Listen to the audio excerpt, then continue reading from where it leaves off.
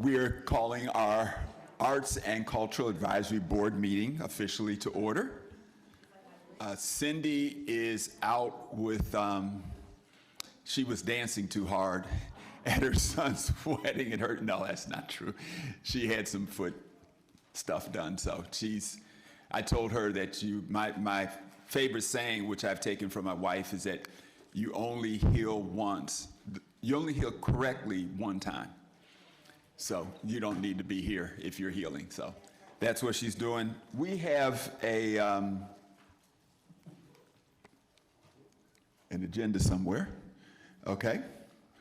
The big thing that we're going to do as the board is go over the Opportunity Fund. The committee worked on that, and we've got to do that. So that's the big thing we're going to do. And then, of course, then we'll go into the whole cultural plan and spend the rest of the time on that. But I do want to introduce a guest, and her name is Maurice Kumar. She is with the Business Advisory, did I say that? Business Advisory Council. So say hello. Hi.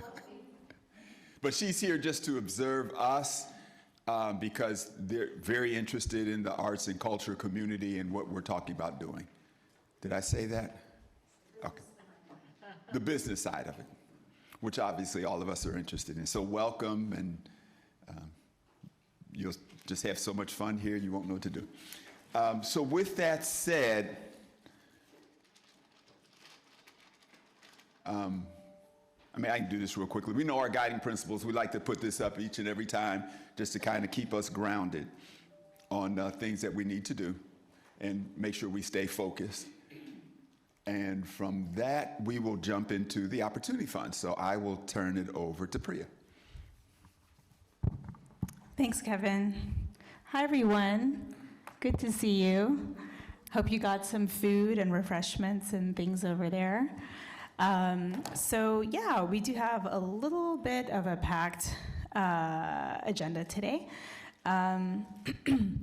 So first we're going to focus on the Opportunity Fund, as Kevin said. Let me put this down. And today, you guys can hear me just fine, I think. Yes? Okay, closer? Okay. So today is a milestone that we have been talking about for quite some time, since February, when we launched the spring cycle of the Opportunity Fund. So you can see where we are now. We are at the point where we have provided to you the recommended slate of grants for the spring cycle, and we are asking for your vote. We will, Kevin will lead us through a consent vote on the slate. We are going to, so you have the list of grants both in the materials you received the other day, but also Janine has a printout in case you want to have that on one page for reference. And if you didn't get one on your way in, please just get one, put your hand up, and Janine can bring you one.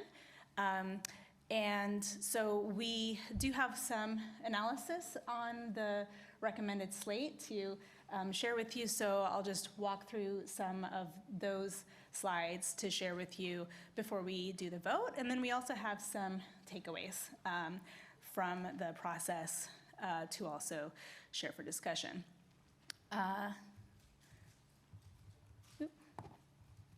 Wrong thing, there we go.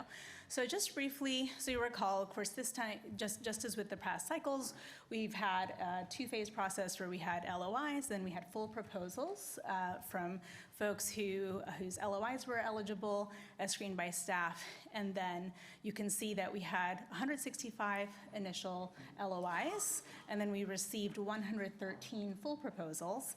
And then we have put forth a slate of 34 recommended projects, and these are ones that came through a step that you'll recall we added this time that we didn't use last fall, but we added this time, which is working with grant panels of arts and culture practitioners to review and score and evaluate the grants.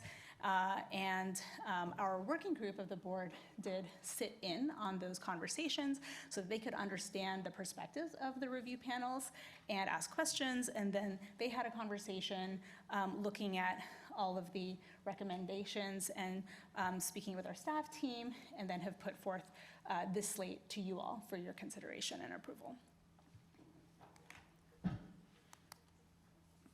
So just wanted to give you a look at some of the things that we tried to get a feel for through our analysis, and want to thank, she's not here at the moment, but our colleague Emily Kunze, as you know from past mentions, has really been instrumental in this process as well. And we've worked really closely together, and so she put together this analysis. So one of the things we asked applicants was the different arts and culture disciplines that their project addresses. And so these are the artistic disciplines that are represented in the slate that you've received, the recommendations. And so you can see that there is a really, kind of broad representation of a lot of different arts and culture disciplines here. And just for reference, we borrowed these from the NEA, from the National Endowment for the Arts, and so we had started using these last year and have, went ahead and used them for this cycle as well. Now, the reason these don't add up to 100 is because people could, select more than one discipline, and we actually did see a lot of proposals that incorporated multiple artistic disciplines. So that's something that you see here. One of the things, especially that we noticed, you'll see that music is has the highest kind of representation here. And we noticed that, many of the projects that were multidisciplinary were incorporating music, into their, multifaceted experiences. So that was interesting to see. But they were also including other things as well.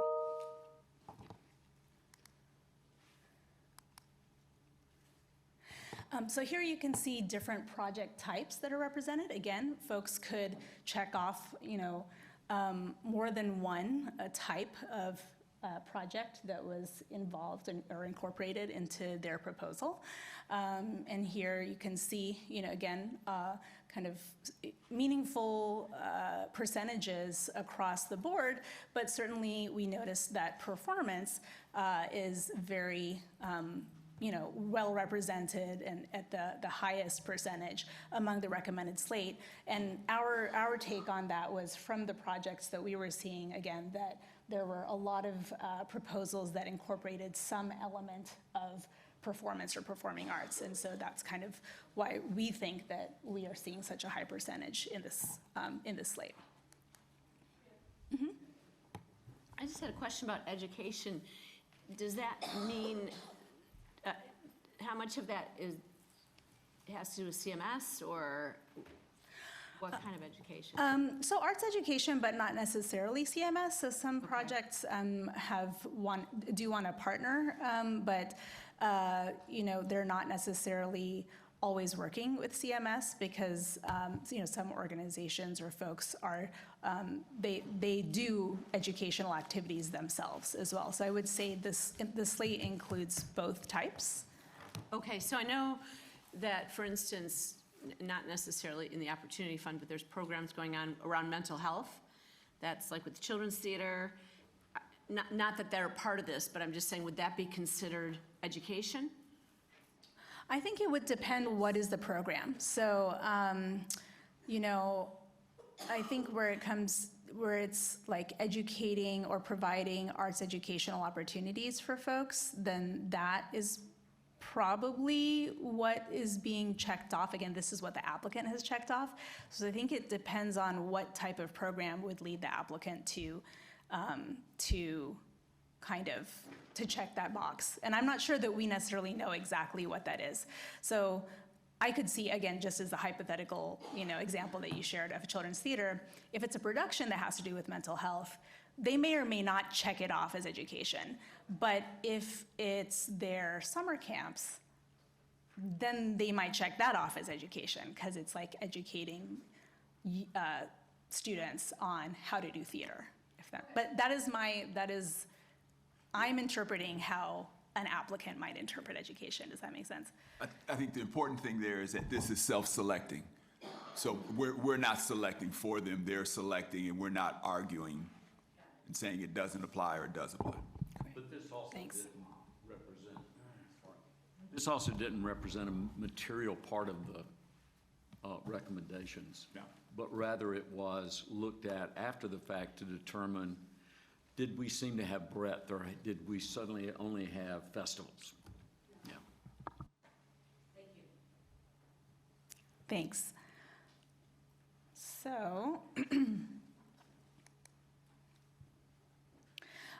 so another thing that we've looked at is where the applicants, what types of applicants do we have? So in the recommended slate, we see that almost, they're split almost 50-50 between nonprofit organizations and non-nonprofit organizations. So we see that 55 or 56% approximately are nonprofit organizations, about a quarter are individual artists and creatives, and about a fifth are groups or organizations, and those ones on the left, the individual artists and creatives, and the groups and organizations are working with a fiscal sponsor or agent to partner to receive the grant. The other thing that we see too is if you look at the nonprofits, one of the things the board has been interested in is, how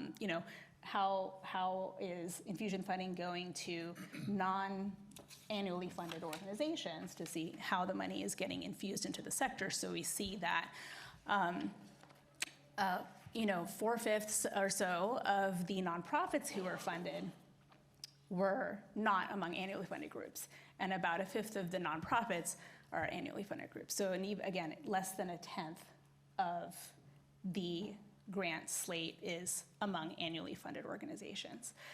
So if we're looking at some of the key objectives that we've been talking about with both the Infusion Fund as well as the Opportunity Fund, there's a few things that we think that this data tells us. So one of the objectives has been to expand opportunity funding to members of the arts and culture community who are not among the annually funded groups. And so we see that from this breakout that over 90% are by applicants who aren't annually funded.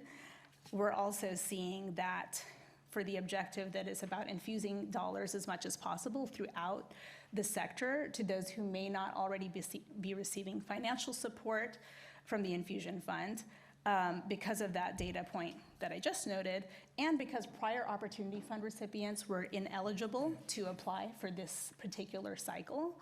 We know that this cycle of opportunity funding is reaching almost entirely applicants who have not received prior infusion funding. And so third, another goal, of course, that we have had and have been talking a lot about, especially this spring with our discussions around FY24 funding, is a goal to support individual artists and grassroots groups. And so again, we see through this recommended Opportunity Fund slate, as with previous cycles, that we are reaching those types of applicants.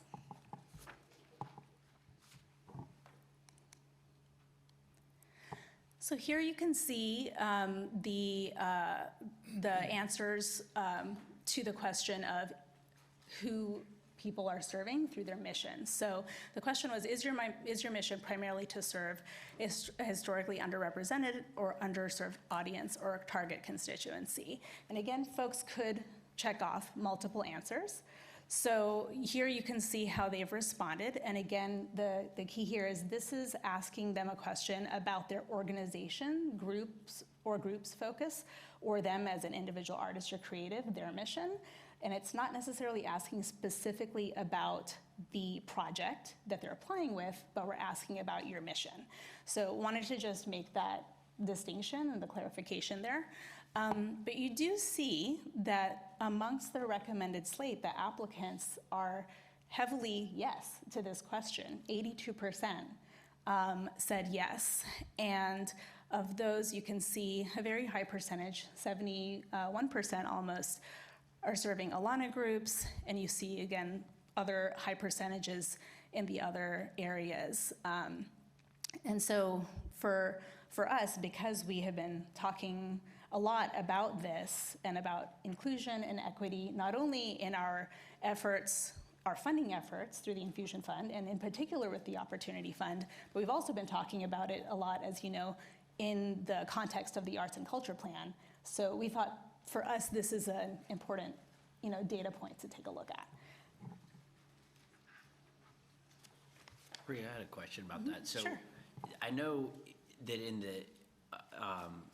the application at the beginning, like I guess maybe in the LOI, it says, is your mission primarily to serve historically? That question is asking the applicant if that's what they're doing.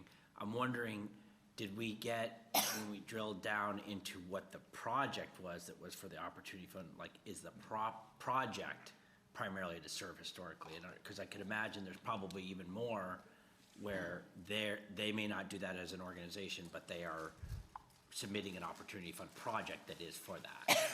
Right, thank you for asking. So we didn't ask that question about the project up front. One of the things that we have talked about certainly at the staff, and I think a little bit amongst the working group as well, is some of the challenges with, knowing who's going to participate in a project. So there's certainly, I think, folks have expressed in their, I think what you're alluding to is there are projects that are geared towards specifically addressing populations or serving specific populations. And but because they haven't happened yet, we don't necessarily know exactly who's participating. And then I think anyone who's been involved in evaluation, and we've talked a lot about this, I know, amongst the board, that it's also a lot of the folks that we're supporting don't necessarily have the capacity to do that kind of measurement and evaluation later. So I think that's an ongoing challenge, but we have thought about incorporating the question as it relates to the project in the final reporting, so that because at that point we hope that the folks can understand, have a better understanding of, well, did the folks that we aim to serve through this project actually participate in it?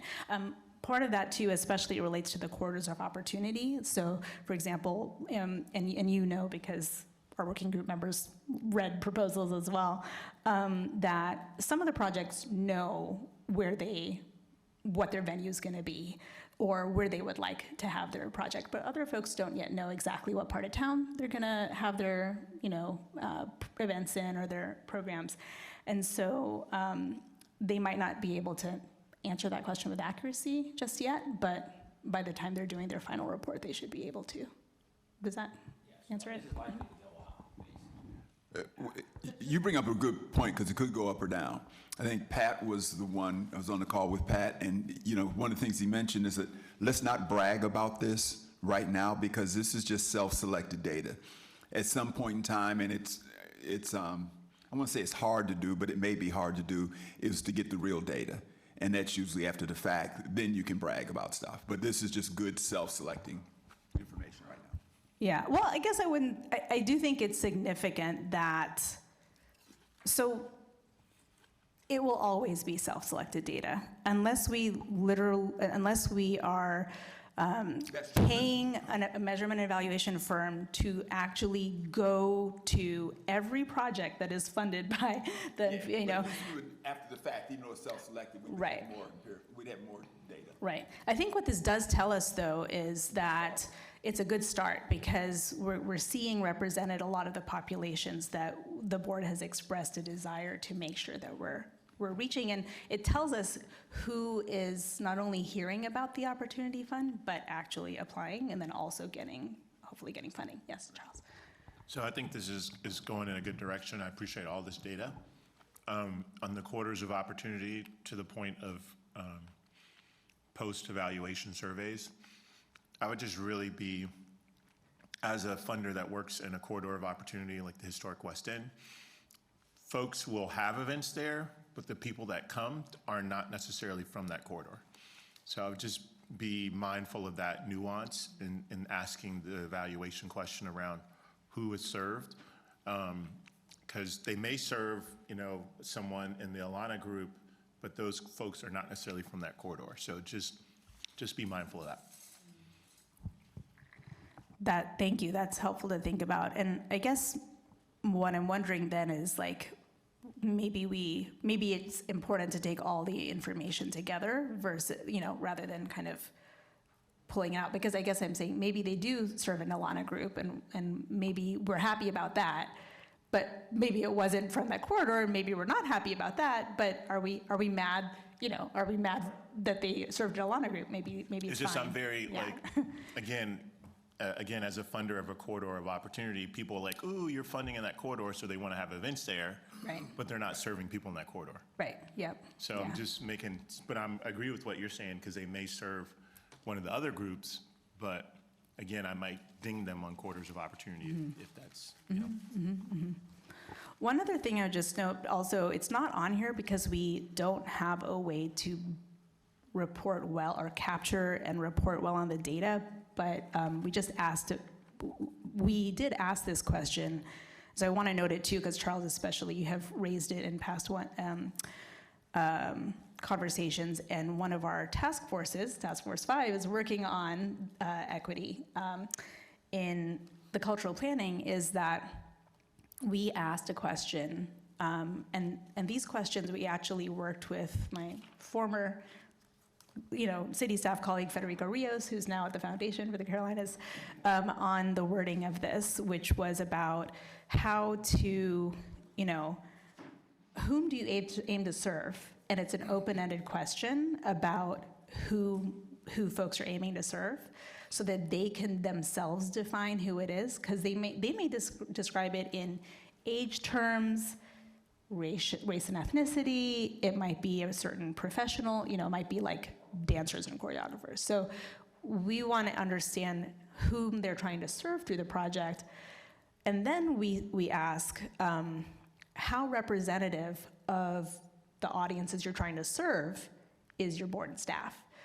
So that's also open-ended, because obviously we want to see how the answer maps to what they said in the previous question. So that's good, because it helps us understand how they're thinking about their audiences, and then how their board and staff reflects that or doesn't. But the hard part about that is it does make it difficult to report on, because there's not like columns and check boxes and things like that we can then pull into a format like this. So we have that information in the applications, and I mean, the staff certainly read it, and the reviewers, you heard them talking about it in the discussion. So we definitely looked at that, and it was part of the discussion. We just haven't found a good way to report back. If anyone knows of a great balance, because I do think like where sort of best practice has kind of led us to anyway, at least that I'm aware of, and that Federico was aware of when we were developing these questions, was wanting to have that open-endedness so that people have some flexibility to define whom they're trying to serve, and then map the measurement to that. But then, obviously there's so many different ways to report back on that. So I just put that out there to share, like, that's something we looked at. Don't know how to make a chart out of it, but if anyone has ideas on how to do that moving forward, we would totally welcome them. Melanie, yeah. To Charles' point, I think one of the advantages that we have here is that these tend to be, not exclusively, but almost all of them are small. And so by looking at who the leadership is, are they people of color? Do they fit any of the categories that we're evaluating? Where do they normally perform? I.e., they're not zooming in to take advantage of a funding that's simply because they're in a corridor of opportunity. But because these tend to be small organizations and individuals and groups, it's much easier for us to go back and get some sense around, are they just tailoring a grant request to the grant program, or are they really trying to have a grant that will fund the activities that they typically have? And we didn't do very much of that, and perhaps we could in the future. Yeah, and that's a good point. And I guess one thing I would just add for consideration is, for some folks, especially because of the purpose of the Opportunity Fund is to spur new activities that they don't typically do, this might be them moving out of their comfort zone to try to serve someone that they haven't served before, or maybe they've had some demand from a particular audience and they'd like to try to meet that. So it could be both things happening. Melody? I was going to say maybe it's not necessarily something that fits in the chart, and maybe it's a narrative, right, that supports some other data. So I don't know if we should get hung up on, like, does it fit in a pie, right? Right. Or a Venn diagram, but more so, like, what story does it tell, mainly in, like, a narrative form. Absolutely, thank you. So I love that, and I think what we can think about trying to bring back to you in the next few months or so, and we've had a chance to go back and look at what those narrative responses were, is try to put together a short narrative to share with you all. I'm going to keep going for the moment, but obviously if anyone else has thoughts or ideas. Okay, and then just briefly collaborations, because of course, as we've all talked about, collaboration is a really key interest of the advisory board. From the very beginning, it's been one of the things we've wanted to encourage and support and even incentivize, and that's why we've called it out as something we'd like to support with the Opportunity Fund, and that's also why we have made it the eligibility criteria for an annually funded organization. If they want to receive opportunity funds, it has to be a collaboration. So we wanted to show you, what that means for this cycle. So of the recommended slate, 65% of those projects are collaborations. And we're happy to see that. So that means it's 22 of the 34 projects. And then you can see we wanted to take a look at, well, who's leading those collaborations? So again, from the recommended slate, you see that a little over 50% of those collaborations are being led by nonprofits, but also individual artists and creative groups are also leading these collaborations.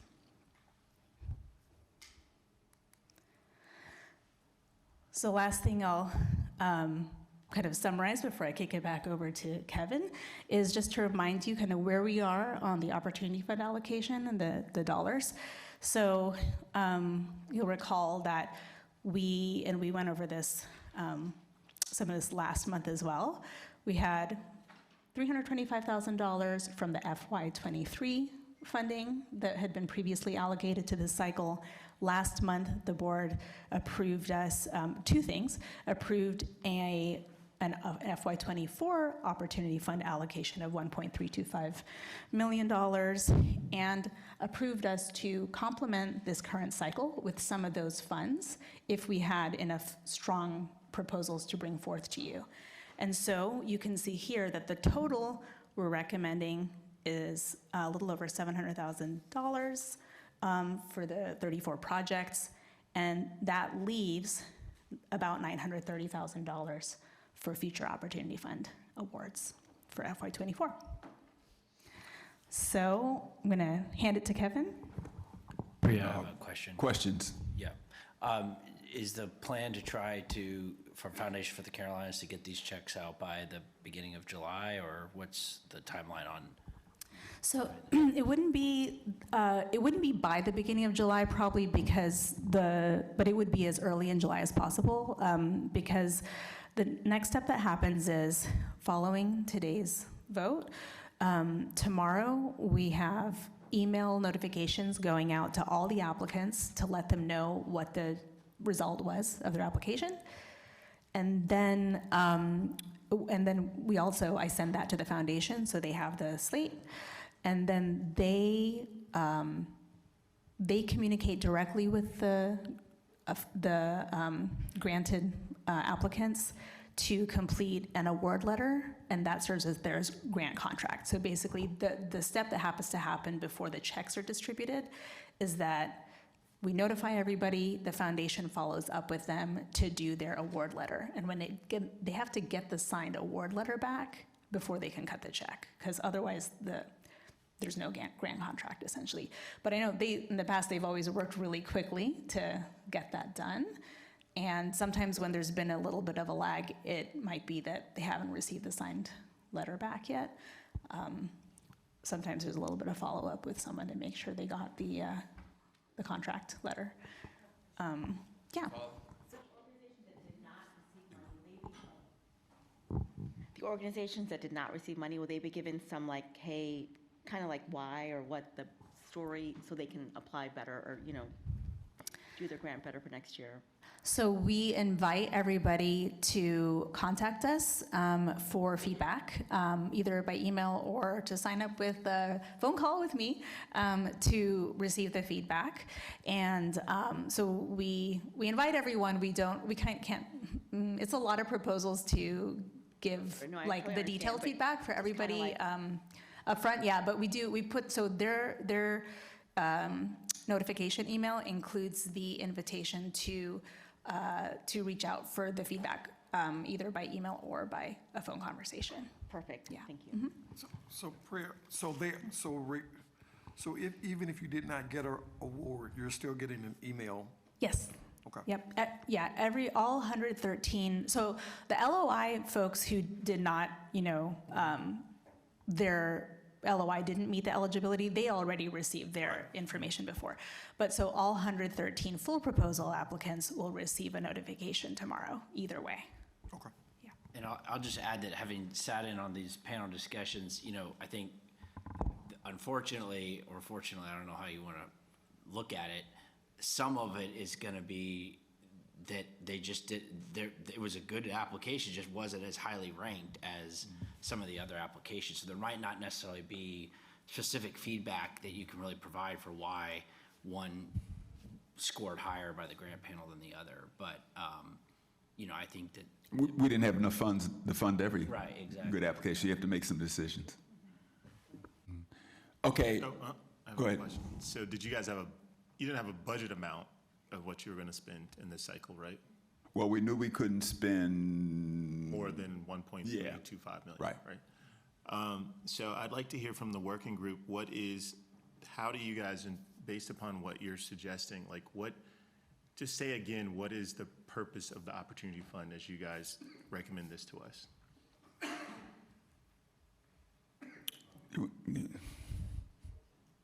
well, so I think, the Opportunity Fund as a whole, what we've tried to communicate is that we wanted to focus on programmatic opportunities that are not, that you could not seek out through the conventional grant cycle.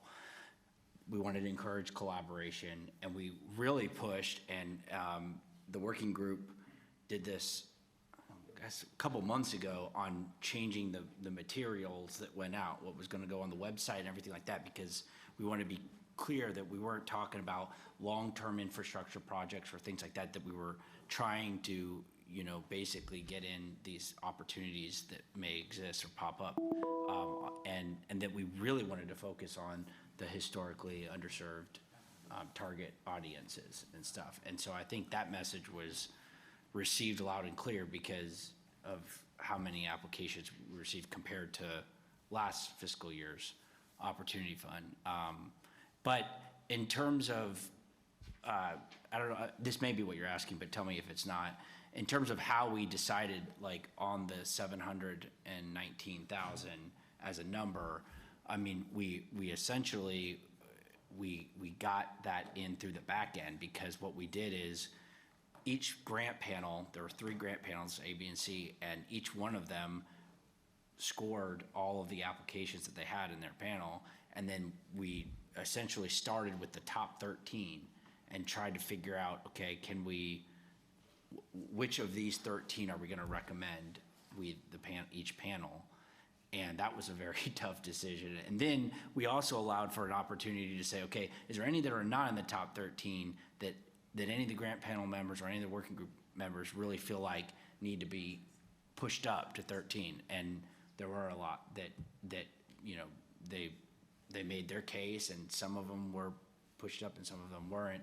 But that's kind of just generally how we arrived. And then that number was, okay, it came to roughly 719,577. That's how we got there. We tried not to put like an artificial cap, like, man, we really want to fund this, but we don't have enough, funds to do that this cycle. so let me, I before you, just wanted to summarize what I because I heard you wanted say. you to answer your question real quick. Okay. Because I guess this was done in December. We've talked about this multiple times, so there was a specific chart. We can't throw it up on the screen right now, but Opportunity Fund, what is it and why? Restricted grants to projects, programs, and initiatives. Support projects that test ideas from the cultural planning process and inform the plan's development, don't fit neatly within existing grant cycle structures, may not require sustained or unrestricted funding, things that come up throughout the fiscal year. Types: arts and cultural experiences, organizational and technical support, program and collaborations. So this is what we as a body agreed that the Opportunity Fund was, and this is something that maybe we don't say it enough, but we tried to say every time this whole thing comes up. So we have a very clear thing that we all agreed upon was why and what the Opportunity Fund was for. So go ahead. Great, I appreciate that reminder, and I think that's always good before we make the vote. And what I'm just continuing to try to be clear on is, are we achieving the objectives of what we want to do? And it sounds like from the working group, you are. From a collaboration perspective, programmatically, these are, I guess, unique or outside of the current funding cycle. I think I'm questioning, I still have a question about the Opportunity Fund, as I've always said. I just not quite sure that that's, I guess the one question I have is, I don't necessarily see this testing out anything from the cultural plan. So I guess my question is, on the remaining FY24, are we holding those dollars until the cultural plan is published, or are we going to continue to run an Opportunity Fund cycle? So that will be up to us as a body to make that decision. Yeah, true. But thinking back to last month's meeting, I think that what we were recommending is that we would, because we will have a plan later this summer, that then we could use the plan to inform how that, how the next cycle of Opportunity Fund could occur. So that's a suggestion. And in our planning process, as we look at priority number 1, are we taking into account this Opportunity Fund? Are we seeking to kind of continue this beyond the infusion fund? I think that is more. Is it being considered or budgeted, I guess is what I'm asking. So, I mean, this is a significant amount of money. I think that's more granular than Task Force 1 is. We don't know that answer. Yeah. And actually, I think Task Force 2 is working on that. Yeah. But I actually think that also it may or may not be more granular than Task Force 2 gets, but it could be a thing that could be considered. But I'll just add, Charles, I mean, I think that at least I can speak for myself on the working group. Like, we're trying to set this up in a way to where it could be something that could be funded after the implementation of the arts and culture plan. I mean, we've been spending a lot of time and a lot of energy and effort trying to make it like something that is well communicated, something that is well graded and reviewed and scored, and something that focuses on the priorities of the arts and culture plan. So, I mean, I would like to see it continue on in whatever form or fashion it is after the arts and culture plan is, because I think there's a lot of really great projects in here that are doing a lot of really interesting and cool collaborative and new things. So, I would definitely advocate for it. So let's do this. I want to get this vote. I want to get us on time because we were supposed to be done. So I'm going to ask some questions, but I'll take questions. But you've got a sheet of paper in front of you. So at least I want you to know what you're going to vote on when you get ready to vote, so you can get a chance to peruse this. These are the organizations that the working group has agreed would get funding. And I want to make sure you understand what we did this year differently than the last Opportunity Fund. We had subject matter experts in three different groups, or four? Three different groups that reviewed it all, gave their recommendations. They spent a lot of quality time. The working group was a part of each one of those groups, those 3 groups, but we kind of sat back and let them do their work. And then at the end, we would either ask questions or whatever. And the group I was a part of just did a stellar job, was real pleased. And it wasn't so much whether I agreed or disagreed, they were the experts. And then what we did is the working group got together as a whole and said, okay, is there any anomalies or something we totally disagree with? And then this is now the slate that you have. So I just wanted to make sure you understand that question. I believe you answered it. Before you mentioned the working group, I was looking at the list and, you know, or any list, and and I may be late in answering this, if I was an artist and I didn't know a single person on this list, just for whatever reason, I just didn't fit in that loop, I would essentially miss another cycle of funding or whatever. I think, and you guys probably talked about this, you know, in the meeting, this is how a lot of artists end up on the outside looking in.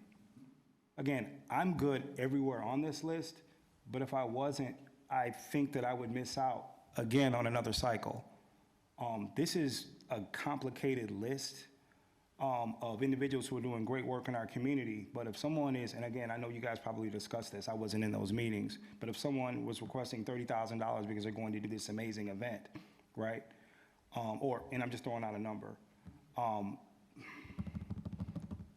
how is that benefiting, right? Not just the individual who's requesting the 30.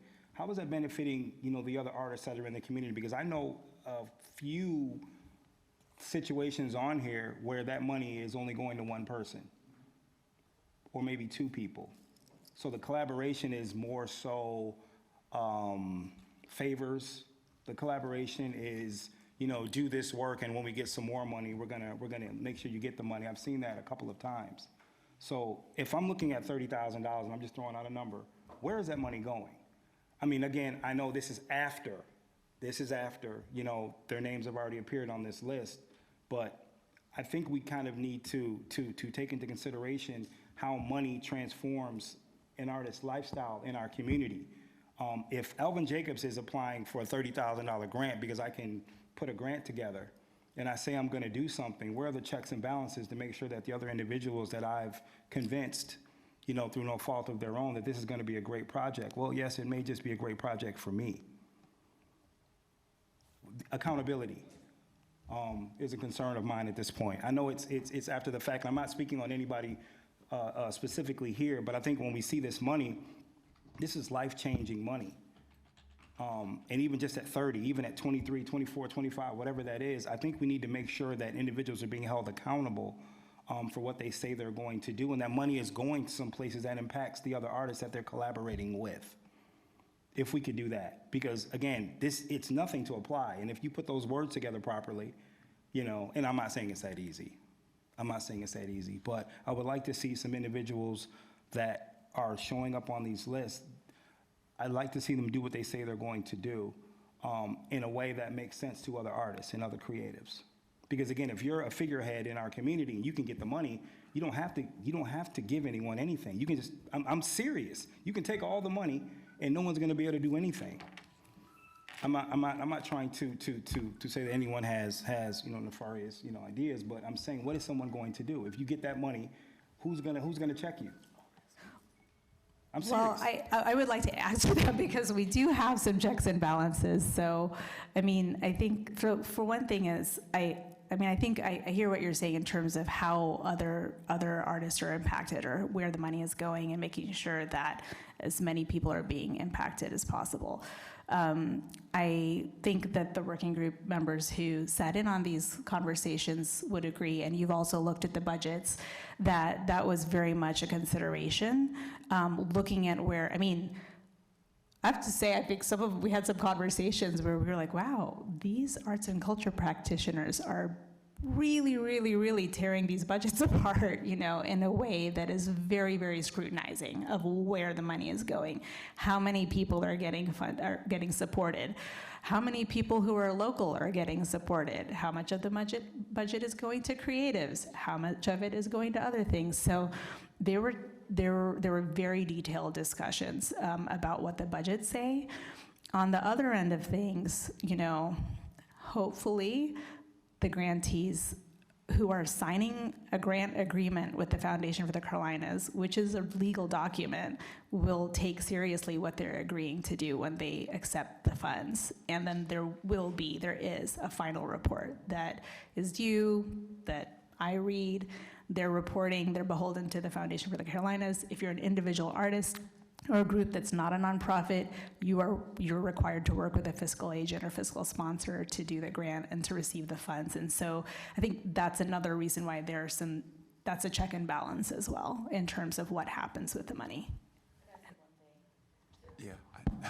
I just gotta say, that is exactly why I think the majority of us joined this board, is that same thing. Because when I joined 3 years ago, I didn't even know 90% of the people on this board.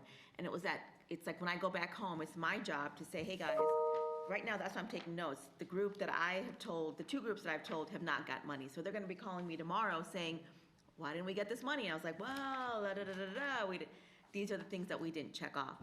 And again, they're gonna appreciate the conversation, but that's exactly why I think a lot of us are here, is because we didn't know where to go, right? We didn't know how to get the money. And yes, we want the people that are getting the money to be accountable. And that's also, again, a little bit, yeah, obviously with the checks and balances, but it's also on us to like, did you really spend that money and all that money? You know, like, but you're right. But that's exactly, I don't know how else we do it. We're doing this whole cultural planning, and our whole plan is to like put together, but what's the magic? How do we say that, you know, as a creative or as an artist, that you're gonna be doing what you're saying you're gonna be doing? It's kind of hard to quantify. And we're, even with our task force, I feel like, how much more can I define collaboration? I was like, poor Carlos, I'm like, Carlos, what else can we say? You know, but we want it to be done, but how do we put a box and say, did you meet 16 minutes and talk, you know, 8 minutes about this? And how do we, you know, and like you said, people get money and we hope that they do it, and they're gonna do it. And you said there's a lot of like, you know, with the fiscal agent, but at the same time, we as a community need to be upholding each other and saying, hey, you've got a lot of money and your show only had 2 artists and you had 20 people show up. What's the deal? And we can only call out each other, I guess, but we gotta know where it is and how it is and who's getting what, and stand up for each other and support each other. Charles? Real quick, in the same way, I think we have to hold our operating support grantees in the same standard. Absolutely. Right? So the challenge is we are, I don't know if we are necessarily built in that way, but I think that's kind of my challenge here. The last thing I'll say is I think we should consider, as we've been adding, you know, this kind of equity lens and demographic, just what are the, I'm still not clear on the impact of our opportunity fund, or even all the funding that we have. So I think there's an opportunity, if we continue to do this work, like how is it landing in our community? What is the impact? What is success for us? Both the opportunity fund as well as, you know, what we've provided to ASC and what we give to the operating support grantees. Okay, do we, any more? Go ahead. I have a comment, and then I want to call the question because I need to step out. The comment that I have is that, just to summarize, we were not built to actually put these measures in place because it is a short-term board that was really supposed to focus on the plan. So we don't really have the infrastructure to do the follow-up that we need to do. And the bottom line is that some of these projects are going to end after this board no longer exists. So we're going to also need to take measures to make sure that the impact is actually something that is measured after we're no longer in existence. And that's a part of what's carried on with the plan for the next steps. And I mean, I'm with Charles that I'm just very unclear on what the Opportunity Fund is really supposed to do, right? Some really great work has come out of it. Let me just be clear. I'm really glad for a lot of the projects that have been funded. And we haven't been very clear on this overall. And that doesn't mean that we have not been working overtime to make that happen. I know I've been absent for this iteration of it, but I was a part of the first part of it. But due to life, I could not be as engaged in this aspect. But I know that everyone's worked hard, but the bottom line is that, yes, it's not there. So can we call a question? Absolutely. So first of all, based on the list that you have here, do we have any conflict of interest? You have one? Yeah. Yes, I would like to be recused from voting on Tosca music parties. Okay, so we'll move that out. Any other conflicts of interest? We need a motion. Yes. I'll make a motion to excuse Nick from a vote on that particular item. I don't think we need a motion. We need a motion to recuse him? Yes. Is there a second? All in favor, say aye. Aye. Okay, thank you. Now, can I get a motion? You stay here. I don't just say that we accept all the other ones on here. I'll make a motion to accept all the other grants with the Is there a second? All in, do I have to do roll vote or all in? Okay, all in favor?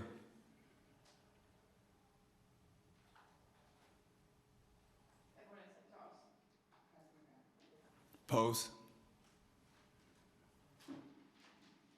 Abstain? Which doesn't exist, right? That's the crazy city rules. I don't understand. Okay, anyway, so now can we vote on Tosco Music? I'll make a motion to vote on the Tosco Music Party line item in favor. Is there a second? All in favor, raise your hand.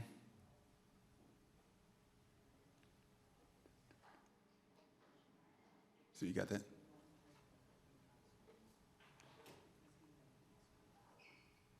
Oh, okay. Pose? Okay, so both of those carry. We're done with that. Do you want to quickly go over? Very quickly, yes. Yes, thank you. Thank you, everybody. Okay, thanks, everyone. So, welcome, folks. We're going to switch over soon. I'm going to fly through some next few slides in the interest of time because we are a little behind to switch over to our steering group meeting. But we just wanted to share a few takeaways, and I will share this deck with you afterwards so that you can take more time with it. But it was more of our takeaways from the cycle. And some suggestions, weird.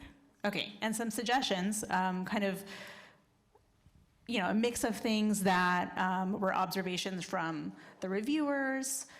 We asked them for feedback from our working group and from staff. So, I'm not going to read this to you. You can read it later when I send the thing, but just calling out a few things. Generally, I think the staff and working group felt like working with review panels went well. It was useful. I think it's worth noting, because I don't think we've said this directly, but the panels were almost exclusively people who are either artists themselves or their careers have been in arts and culture. And they knew more about stuff than, retired bankers did. So yes, and so we really appreciated their work, and they were very, very thoughtful, very, very thorough.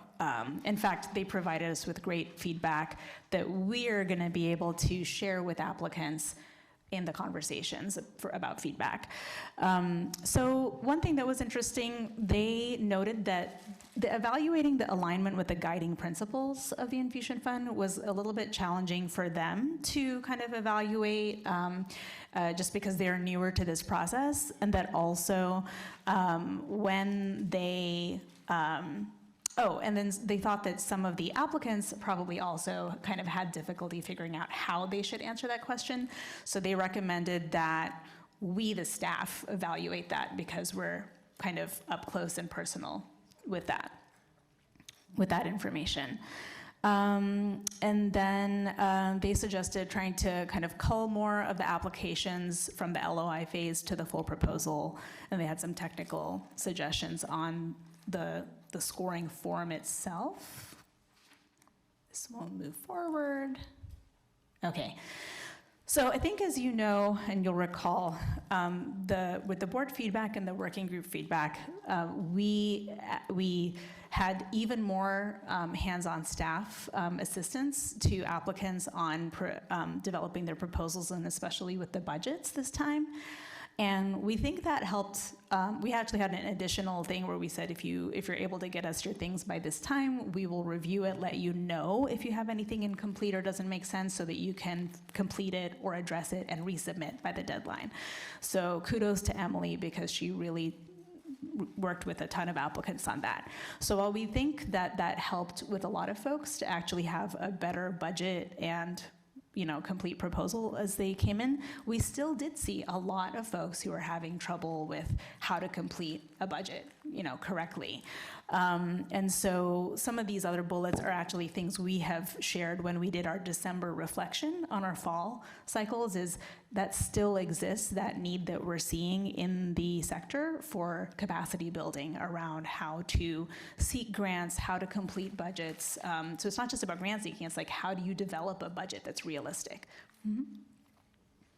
Do we offer up like a template that they can use? Yeah, so we have a template. We walked through the budget during the online orientation and said, this is how to fill it out, and make sure you put notes in and put things here, not there, et cetera. We recorded the webinar, we recorded the orientation and put it online, as well as Emily sent it to all the applicants so that they could watch it. We invited them to reach out to us. Emily sometimes was on the phone with them, helping them fill out their budget, for those who reached out. And I think for folks who took advantage of those resources, it worked. But then not everyone has. So it's just still a learning, observation for us that there's definitely still a need on how to help people know how to complete a budget. And that's not just for grant seeking, I think. It's like, if you're doing a project, it's gonna help you if you can do a budget properly. And again, this is just getting to something we mentioned a moment ago, is the opportunity to align the future opportunity fund with themes coming out of the Arts and Culture Plan.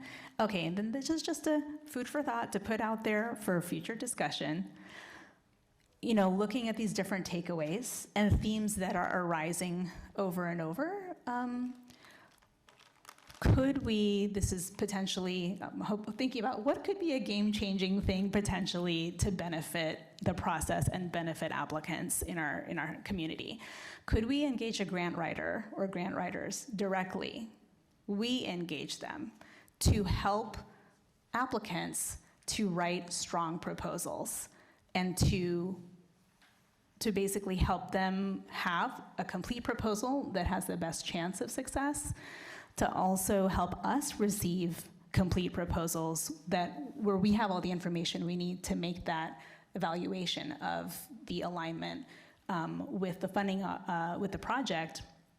And hopefully, from an equity perspective, it's essentially removing the barrier by removing the cost burden from them. Because a lot of times also what we're seeing is, the folks who probably have the least capacity to complete the budget or to write a grant, they're the folks who may also have the least financial capacity as a small organization or an individual artist to hire or work with a grant a grant writer or something. And so by taking that on, it helps to remove that barrier. And the grant writers, it's not just that they're doing it for the applicant, but it's, we would want them to work with the applicant to get better at writing grants themselves. And so that way their skills are strengthened through that process as well. So just an idea that we thought could help to address a lot of the things we're seeing and maybe hasn't been tried before, but could really be a win-win situation, we hope, for applicants, for folks in the sector, as well as our ability to find the projects to support. Yes? Yeah, I'd see that as being problematic, particularly if it's one department, given that the city is in the business of putting out RFPs for all kinds of grants, that if something like that is going to happen, it needs to happen broadly throughout the city and not something that is happening in one isolated department. I think it opens you up to all kinds of potential legal issues. So this idea was not to be a part of the city. What? The help? I That's mean, not how I interpret so I mean, this may not happen instantly. This is just an idea out here. We're not saying we're going to implement it tomorrow. Well, I understand that, but I'm just But saying. so once you have the cultural plan, okay, whatever comes of that, this could be input to Yeah. as a suggestion. And one thing we're not going to solve this here now because we're supposed to start our next meeting. But I understand exactly what you're saying. You want to be careful with separating something, one city department versus another. So hear that loud and clear. Yeah, I mean, my whole thing is that the city just doesn't do just RFP grants for arts and culture. So if you have one department that is going to hire a grant writer or something. No, I to help understand that- exactly what you're saying. I just Yeah. see that. I mean, I think Feels conceptually the all idea is downfall. great, but again, we can discuss that later. Go ahead. Yeah, we've done it before for one-off grant programs. During COVID, we launched Open for Business, where we gave out like $30 million of grants to small businesses, and we worked to put grant writers at YMCA's and other accessible spaces around the city. So it's not uncommon for us to do something specific for a specific grant to help get the right people the money. Yeah. Okay, so let's move on. And again, this is a discussion we can have later. So I'm not trying to stifle discussion, but we've got a whole group of folks that are here ready to roll for our part two. So let's move to part two. So steering committee, come on to the table. Yeah. I didn't know where the last slide was, so I want to make The a, last slide, we're done. yeah. We need a motion. We kind of talked about next steps. We're going to work with the Foundation for the Carolinas to do the grant agreements and the. But Yeah. to the point that you made earlier, one of the things I was struck by is that we had very little discussion in the grant-making process about the effectiveness of a group leveraging their own organization or their own skill so that they could serve more of the community, more people in the audience, or a broader reach for the program that they might be doing. An example of that would be if one group came to do a festival and had no revenue, their festival may score just as well on the criteria that we were looking at as one that went and got a bunch of sponsorships and therefore could promote their festival and therefore attract more people to it and serve more of the community. And so it strikes me that we need to consider how we can do, first of all, technical assistance to teach people how to do these sorts of things. But secondly, it should become something that we evaluate in the process. And secondly, folks need to be on the hook a little bit around the breadth of their audience, meaning how they're going to actually market it so that they can get people there. We don't need to be growing a forest that we cut down the wood and nobody's there to listen to the tree fall. I mean, they need to be accountable for doing that. And so those are two elements that I hope that we will think about how we can do a better job at including those in the grant process. I mean, So folks, come, while we're still talking, why don't y'all come to the table, open seats, or bring a seat up here and just kind of punch in where you. I completely agree with your Punch comments in the sense of what I've been kind of trying to get at with my questions is, are we being strategic with our dollars to have the impact that we're seeking to have? Because sometimes when we do the Opportunity Fund, it just feels like we're pushing money out, and I'm not clear how it's landing, what impact it's having. To Alvin's comments, that's going beyond a small group. And if it's just hitting a small group, cool, that could be just what we're trying to do, but I think we're trying to have a bigger strategic impact. Yeah. Your first time, right. At the end of the day, I still go back to the Opportunity Fund is Opportunity Fund. It is not test. It may not work. It may not.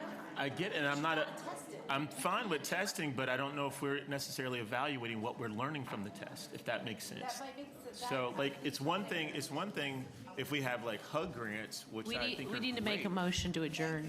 that we have HUD grants to like, We're not adjourning this time. We're going to go back to the old way of adjourning at the end.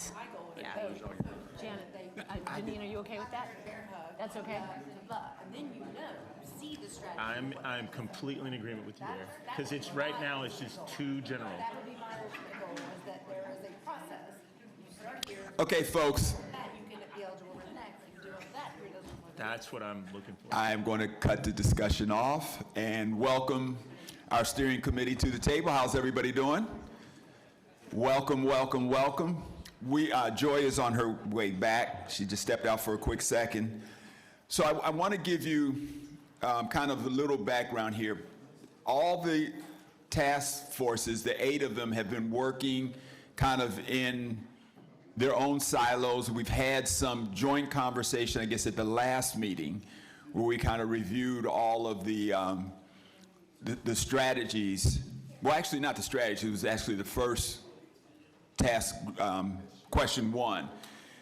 Then the groups went back and they worked on all their different strategies, and that's what's happened next. Now today, we're going to go through each one of the 8 tasks. We're going to go through the strategies, and we want to get input from everybody at the table.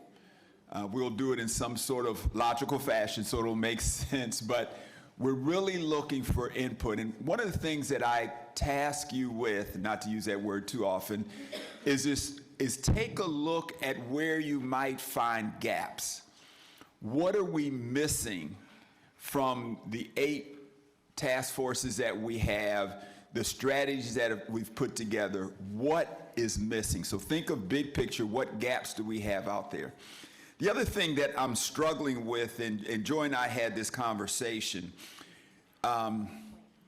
this whole idea of what I call breadth and depth. We could have 100 strategies, and that, to me, I define as quantity, and I'm more interested in quality. And that doesn't mean you got to have just one strategy. I don't know if there's a magical number, but I want you to think of that as well. I put this work we're doing has to be sold in what I call 4 different areas. It has to be sold to the arts and cultural community. It has to be sold to the government entities that we have. It has to be sold to the private sector that we have. And quite frankly, it has to be sold to the community as a whole. If we cannot do that as a group, we fail. I mean, it's that simple. We've got to get buy-in in order for this strategic plan, this arts and culture plan, to be successful in our community. So I want you to keep that in mind as well as we have this conversation. So 1, think of gaps that we have with what we've done, the work we've done so far. And then number 2, keep in mind that this is something that has to be sellable. And if it's not sellable, we've got to rethink how we do it. So I kind of want to start with that before I turn it over to Joy. Thank you. Yes, thank you so much, Kevin. And I'm going to uncharacteristically sit down during this one because there's an actual reason for this. The focus is not on me, it's actually on you all. I'm going to talk you and walk you through this process as we're working, but this is a working session, all of us together. So I just saw Meg take a deep breath, and I want to do the same because I had to, I ran out and ran back. I encourage you to acknowledge the presence of the people who came before you, wherever you are. As always, I come from my office on the historic and heritage lands of the Lenape people in New York City. And please just reflect back and thank the people who stewarded the lands on which we sit today. So thank you. Today, we have 2 areas of focus. In addition to the first, I'm going to just remind you of where we are, y'all. We are in the sprint. You feel it, you know it, you're doing the hard work, and I have to say congratulations for doing all of this hard work. Thank you, thank you. We are going to, in our working session, talk through, we heard you the last time, and we're going to slow down a little bit and walk through and talk through the strategies for each of the priorities. Some people will take a long time, some people won't, and that's just fine, okay? But we have paced it, so even though you won't have to worry about timing, I'll still know where we are, okay? And then finally, we did distribute a draft philosophy and vision, and we want to get some feedback, a little bit of discussion around that. Again, we're not doing wordsmithing. This is just a draft put out there for your thoughts and comments. And then finally, we're going to update you on where we are, next steps, and answer any questions. I'm going to hand it over to Priya to talk about the road to City Council. Thank you, Joy. So yes, I want to echo the congratulations and thank you to all of you for all the hard work you have done so far. It is a lot, and we're excited about that. And as Joy said, we still have a bit more to do. So this is just an updated version of a process slide that you saw previously, where we kind of tried to combine our timeline and process slides from previous meetings. So don't worry about the stuff on the left. It just kind of shows you what we've done in the last month. You can see the arrow is here we are right now.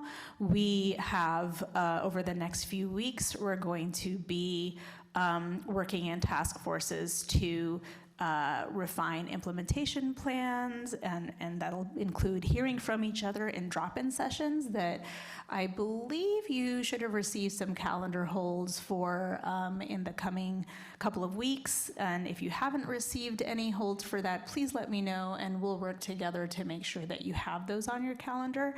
But this isn't really, those are opportunities for everyone to hear from everyone else on your draft implementation plan, so that then you can refine them. And then you can see that we'll be bringing a revised, completed document back to you all for the July meeting. And that's where we definitely will be seeking to get a thumbs up on the revised strategy language, so that then we can do some public feedback sessions on the strategy language specifically.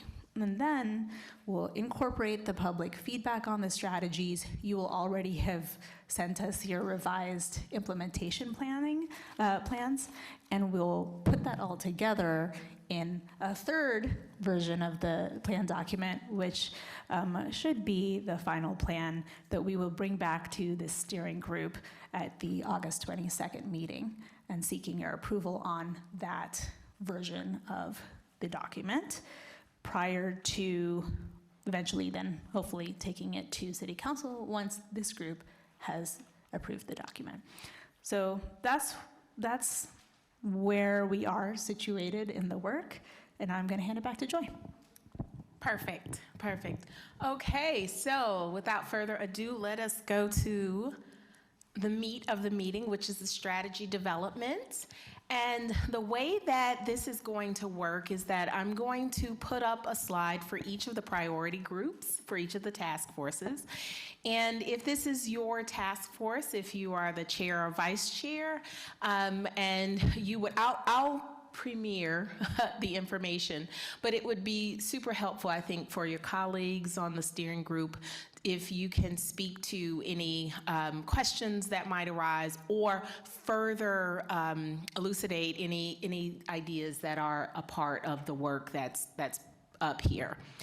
I do want to say a note on the memo that you received and the feedback.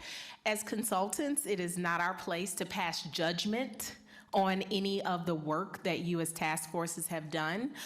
Instead, our role is to eliminate duplication, right? That's one thing you don't need to worry about whether you're duplicating. We wanted to eliminate that duplication, ensure and identify if there is overlap, that the overlap makes sense.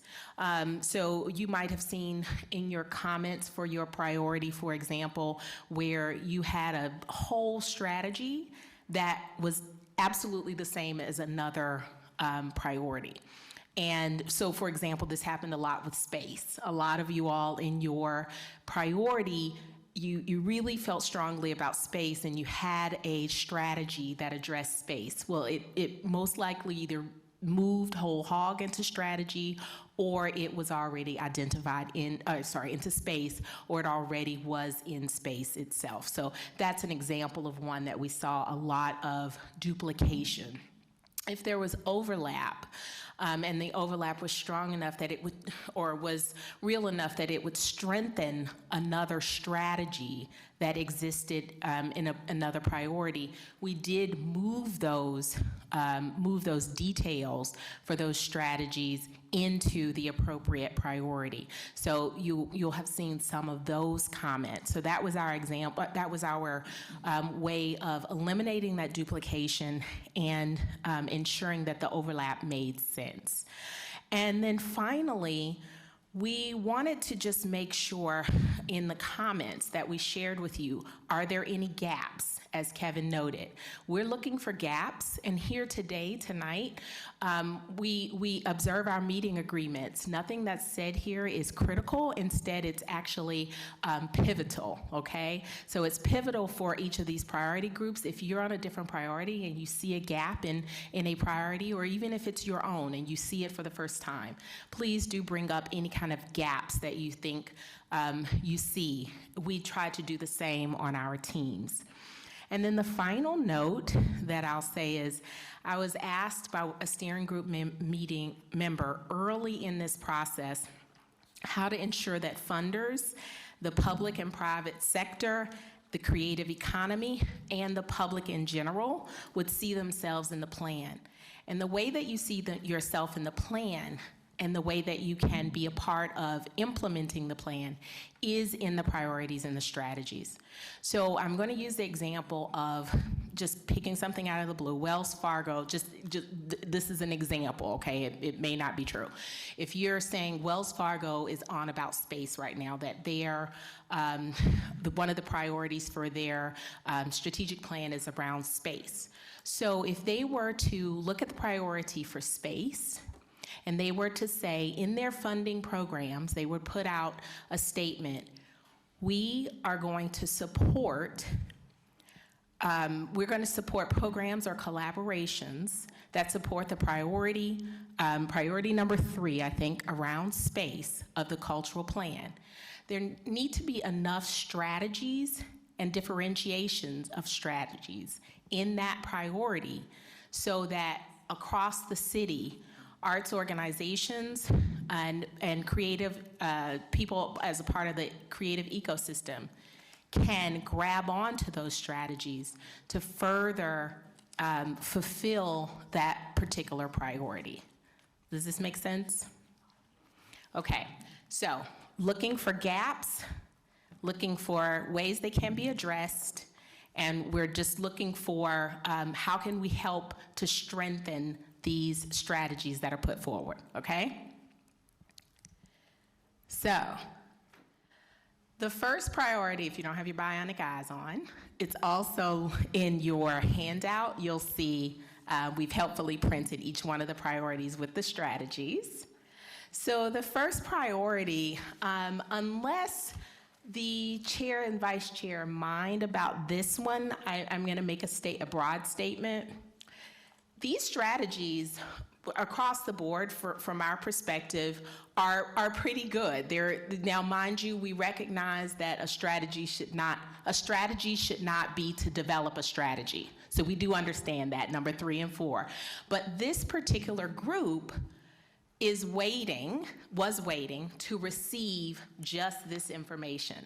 So now, Priority 1 Task Force, you have received the information, and as everyone else, we have until July 10th to further develop these strategies so that you may include the timeline leadership. They were particularly waiting for cost estimates, but this is a particular priority where we thought, and I do want to pause and ask if anyone sees any gaps broadly, but we really think that this is addressing big picture the ideas that are expressed in this priority.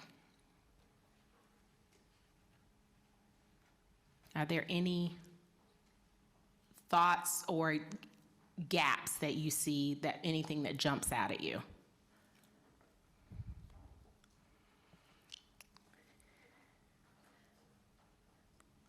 Yes. David. David Butler. Yes. I think part of what I'm thinking through here is another opportunity, not just to, and I want to make sure it's not covered before I say it, but nevertheless, just thinking about how do we, and thinking about our creative ecosystem, how do we then partner or use our kind of relationships with our current private sector partners to look into other private sector relationships that relate back to the creative community and creative economy. So I think there are a number of brands, people that provide equipment, people that provide various services, et cetera, that would be a great benefit to us being able to build the creative ecosystem here from a financial perspective. So just looking at how do we extend those partnerships into other organizations or companies that exist on a national or international level that have goods and services that specifically relate to the creative economy, whether that ends up being sponsorship dollars or some other type of collaboration. I think that that's something that should be explored as we look at different funding opportunities. Sorry, Joy, this is just annoying me, so I'm going to mute this. I think I'm getting a lot of calendar invites right now. Oh, okay. So we're I thought I was doing something. Okay, good, you're good. Thank you, David. Okay, other thoughts? Charles? I think I want to piggyback off what David was saying, because I was looking at number 9. I was trying to understand what number 9 means.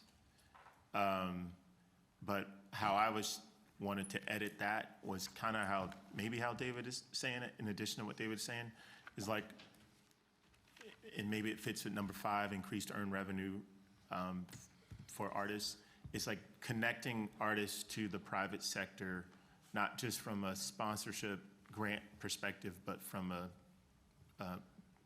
revenue partnership. Like, so for instance, if you're a developer and you want a mural, like that's how do we use our social capital to build bridges and more revenue generating opportunities for artists? I don't know where Joy is. Okay. Charles, I think I can explain number 9. That, we've knocked around how to word that a number of times, but I think it's trying to address that. Part of funding the arts and having it be woven into our fabric is top to bottom consumerism. Point being that, the big public sector has to be involved, but then individual citizens, as they can, need to be involved in and support the arts.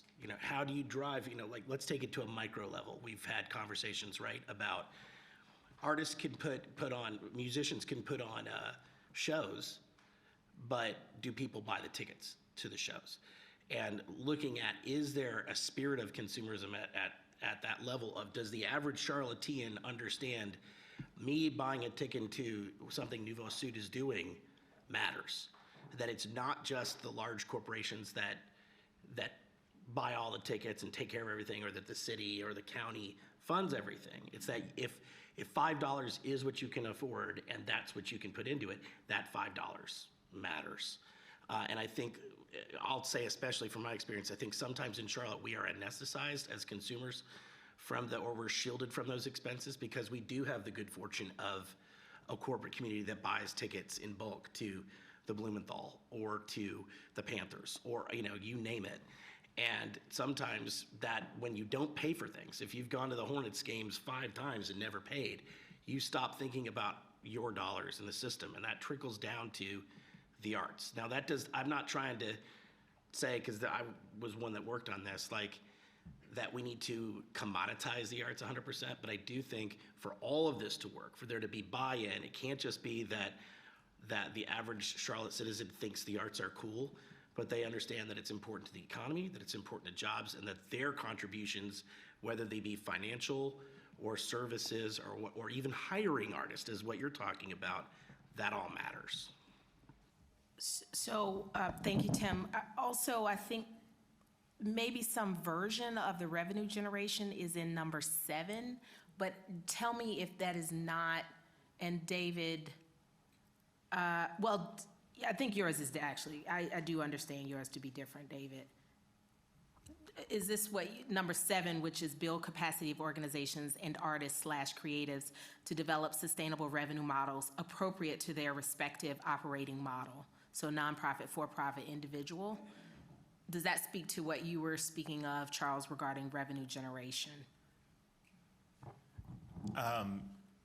Not directly in the way that I'm saying. I Okay. completely agree with it. What I'm saying is calling out, and maybe it's in priority number 2 or something, but it's Okay. just like, I don't know who it is, but building strategic, in the same way as number 9, I think as Tim just talked about, that the private sector recognizes that they have an obligation from a philanthropic perspective, a sponsorship perspective, in earned revenue, like they're gonna, same way, like as you buy a ticket, they're gonna pay an artist to do things that are important to their business.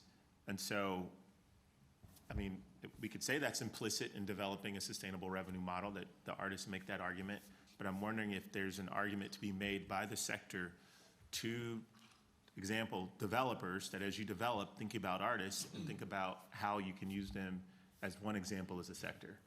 So I'm just, all of this is like a campaign of educating the community. Yes, agreed. How to- Explicit is better, not implicit. By We the, don't- by the way, I know I've taken up my fair share of airtime, but I think you just said when you said, talked about communicating this and a campaign, a missing gap, cog or gap in all 8 priorities is how are we going to sustainably communicate this to the community? How does the importance of arts and artists to our economy and our quality of life, how is that part of a regular drumbeat?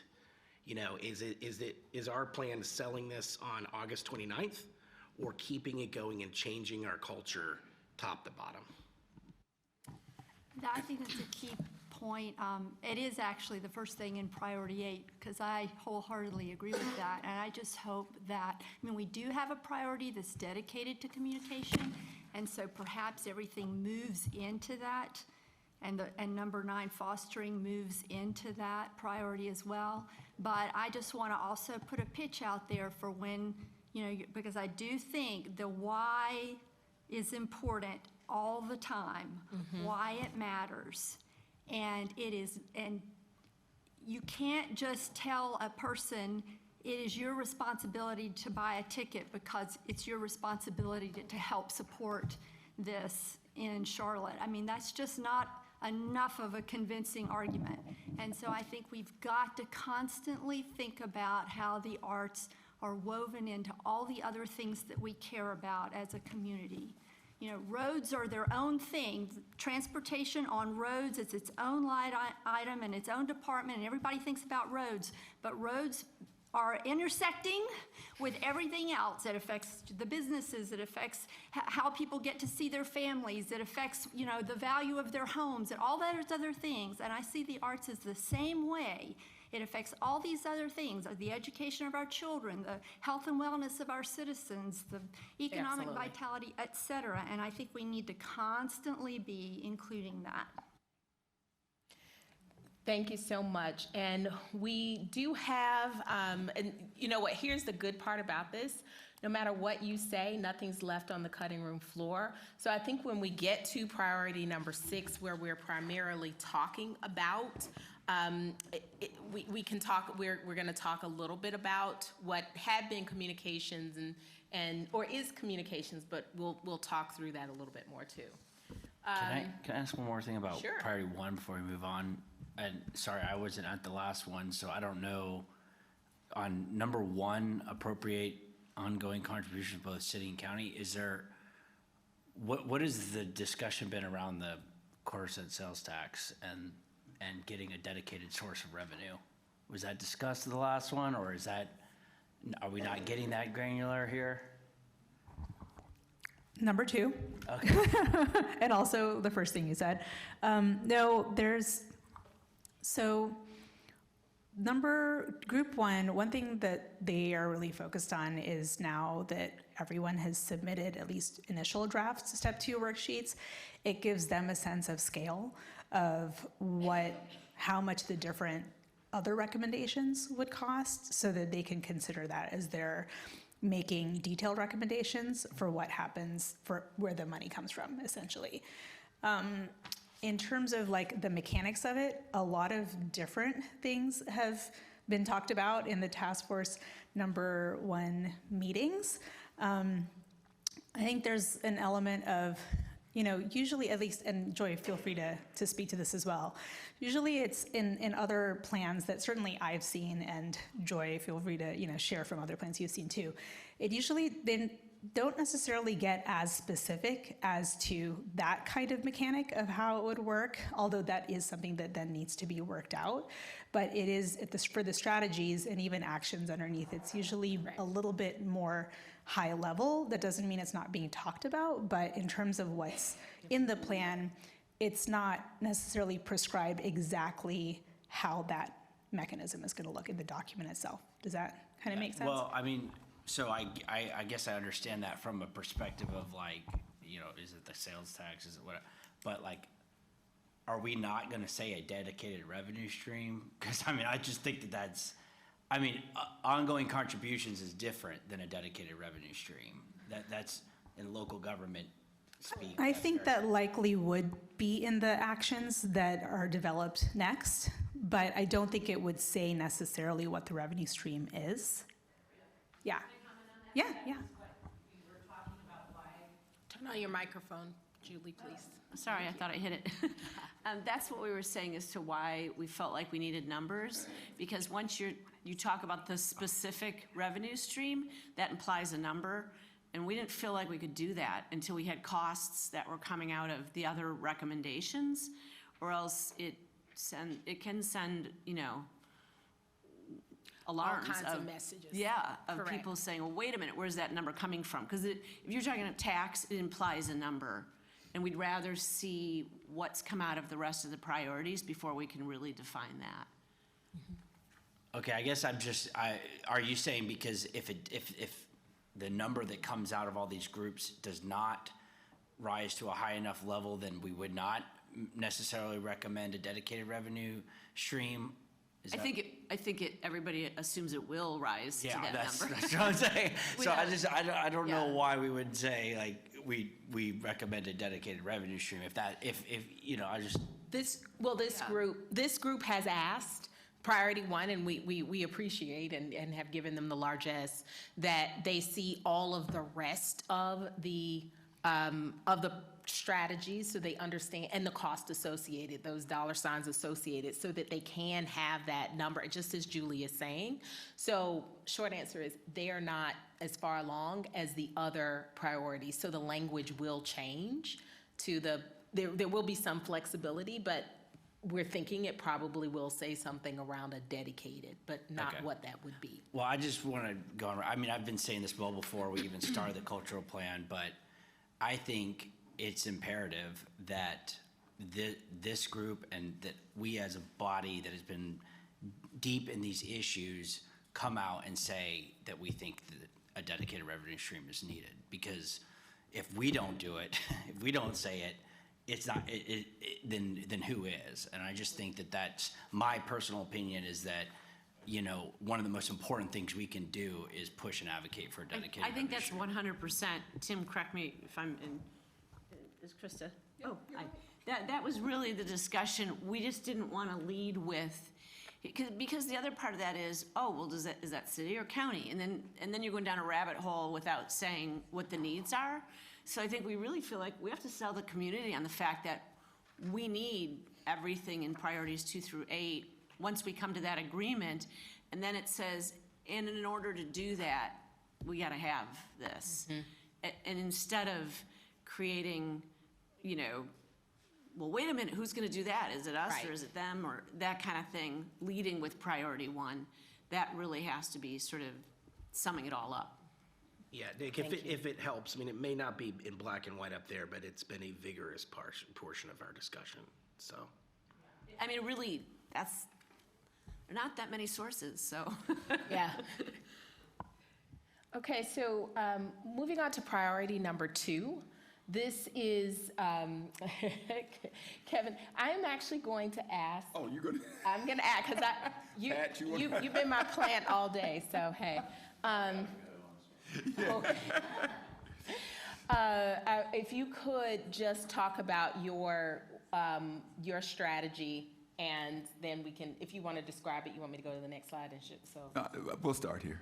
Okay, start here. We'll go to and David, you're a part of this too, so don't be backing up and bobbing. So let me put it in a big picture. We talked about as a strategy the need for a entity or entities, and I'm, with the parentheses and an S, that would take what priority one brings in and figures out how to distribute that along with other things like technical support, whatever would be needed to support the arts and cultural community. That's the idea. And so we're very clear that it can't be one piece. It's got to be made up of public, private, arts and culture individuals, donors. It's got to be a collaboration of folks that make up this entity or entities that will allow us to distribute resources and dollars. So if you go to the next slide now, and y'all jump in when I say something wrong. One of the things that we try to look at is put some, what I'll describe as boxes around some of the things that we would need to occur. The simplest one, or though may be very difficult to figure out what it comes from, is that box on the right, which is staff support. Someone that eats, breathes, some ones that eat, breathe, think arts and culture the whole time. So they're, full-time employees that do all the grunt work.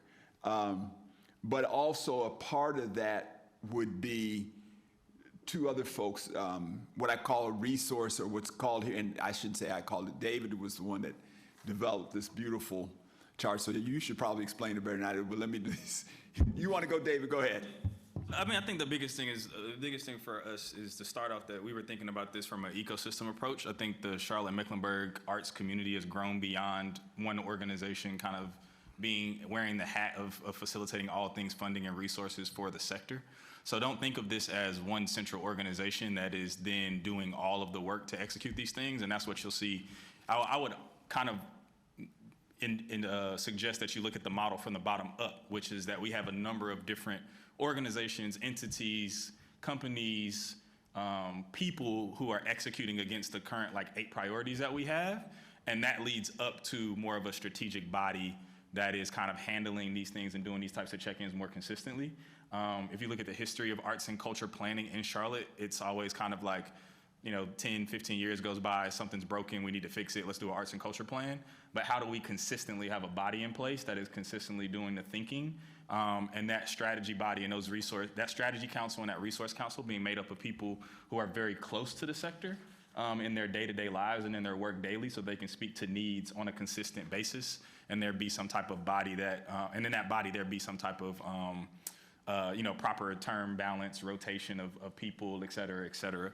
So I would kind of don't get shocked and think about it from a traditional top-down perspective. This is just us putting a visual to the idea of how do you set strategy thought processes consistently, even thinking beyond the initial, execution of whatever plan comes out of this, what happens after that, right? What's 3 years after the 3 years look like? And I think that you consistently have to have people who are thinking about it and people who are employed to execute against those things, and providing the vision for other folks across the sector to be able to execute on the priorities that we currently have as a sector. So that's what this model is kind of showing. And what you see in the gray boxes is really just a breakdown of, who makes up those two strategy council and resource council. So don't think of it as this is one organization that is arts and culture in Charlotte and makes all the decisions, and there's one big pot of money. That's not what this is suggesting, but this is suggesting that there is thought leadership consistently, and that there are people who help them execute against that thought leadership on a consistent basis, and that is then trickled across the priorities where other organizations and companies and entities can buy into helping as a part of the broader cultural plan. So that's kind of the thought that came out of our group. Excellent. So before we answer the question, I just want to make sure we understand something. This group is still a work in progress. We clearly have had and continue to have differing opinions on how the thing that we agree upon is that everybody's got to be a part of this. There's even conversation of should it be an equal part or should it be more arts and culture individuals driving it and everybody else kind of being led by what they say. They meaning arts and culture individuals. We've had discussions on are the funders going to give money without having control? So I want to make sure everybody understands we have not solved this yet. We are still in vigorous conversation to try to solve it. And before I go to Melanie, Pat, I don't know if you want to add anything or. No. Okay. No. Thank you. Question. So I love this idea of the councils and it being a select group of people. One of the things I found in my work that I'm seeing often are organizations or even coalitions also having an equity council because that tends to overlap with, or should overlap in this instance, all of the priorities. And so when we think of resource and strategy, I think if we also have that foresight or oversight, for lack of a better term, of equity, then we're being more intentional for all of the other ones. So, but I like the idea. Or framework. Or framework, yeah. Equity framework. Yeah. Almost looking. Oh, anyway, I'm just vibing with you, just like an equity frame across all of these priorities. That's, I don't know how you draw that on there, but. You know, so part of what we also discussed in our group was the thought of there being guiding principles to the org that may be baked into some type of a charter or some other thing that starts to designate what these councils should look like. So there's definitely some thoughts around that, what that looks like, whether it is written into a charter or whether it's just kind of a framework that's spoken is kind of what we talk about. But that was what Kevin was talking about in terms of discussion and what does that equity breakdown look like on these councils and how do we, at least from my perspective, how do we center the folks who are most affected by and most related to this work to be able to make decisions about the future of their sector, or our sector, I should say, because I'm one of them. Yeah, that's definitely has been top of mind conversation-wise, and even on the slide before this, they talked about us overlapping with Group 5 and seeing what strategies exist there to make sure that that is baked into what would exist here. Well, I'd like a point of privilege, if I could go to number 5, because I think it would follow on this if priority 3 and 4 are okay. Go ahead. Before we go there, I didn't want to comment without hearing what Molly had to say. There is a striking. Oh, turn your mic. Sorry. There's a striking challenge. If you look at the Resource Council and the Strategy Council, everything in the bottom, except for creative arts and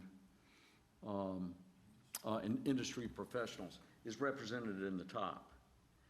And the biggest source of funding in the top is not represented at the bottom. Look at the 2 gray boxes over on the side. So the 2 largest funders, 2 largest sources of revenue are represented in the top, the public sector and the private funders. They're in that bucket. Everyone in the bottom bucket is represented in the top, except for creative and arts industry professionals.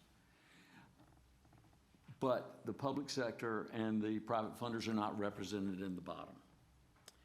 And when you take one group and says, my job is to go raise money, it is hard for people to become engaged in raising money when they're not engaged in helping understand and set strategy. The challenge that I think too often we're thinking is that, in fact, I even heard it said somewhere today in this group just a few minutes ago, that the large funders control where things are going. They control what money they want to give.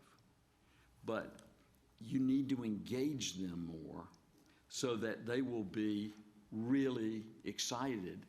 And having a meeting that you invite them to and you say, this is what we're going to do, is not going to engage them the same way that they would be engaged if they were engaged in the discussions, be present in the room. And so I look back at the weaknesses that we have seen in the community over time, and some would say that those weaknesses in the arts community, where they've not been as responsive to what the community might need, is driven by the structure of the Arts Council. I would argue that it's more about the Arts Council went and executed what they were asked to do. And that the real issue was they were asked to do things that perhaps we today don't think were the right things to do. Great example is county gives their money directly to the Arts Council and says, this is what you should do with it. And the county feels pretty good about what they're doing because they determined how their money would be used. The city, on the other hand, has not felt as good about their allocation to this Arts and Science Council and pulled it. And part of the reason was they were giving, not the only reason, but part of the reason was they were giving the money unrestricted. And so when you separate funding and strategy, you run the risk of not having the funds be there because of the passion and enthusiasm they have for the activity. I really like the suggestion here that we have so many more people that are involved in the arts themselves, but to exclude the funders from the strategy, I think, is a challenge. And that is the real issue that Kevin is talking about when we say this group, priority two, has got to do more work. Because there's differences of opinion here that I really respect, but ones which we've not yet come to grips with in terms of how we balance those. We did hear, oh, I'm sorry. Really quickly, you said something that I wanted to kind of just highlight that we discussed a little bit in my group about solidarity philanthropy and trust-based philanthropy, right? So you talked about how sometimes funders feel out of place because they're not involved in the strategy or they're not involved in like the decision making to a certain extent. But then there's the other extreme of like, they're really engaged in it to the point that the organization feels like they have no control.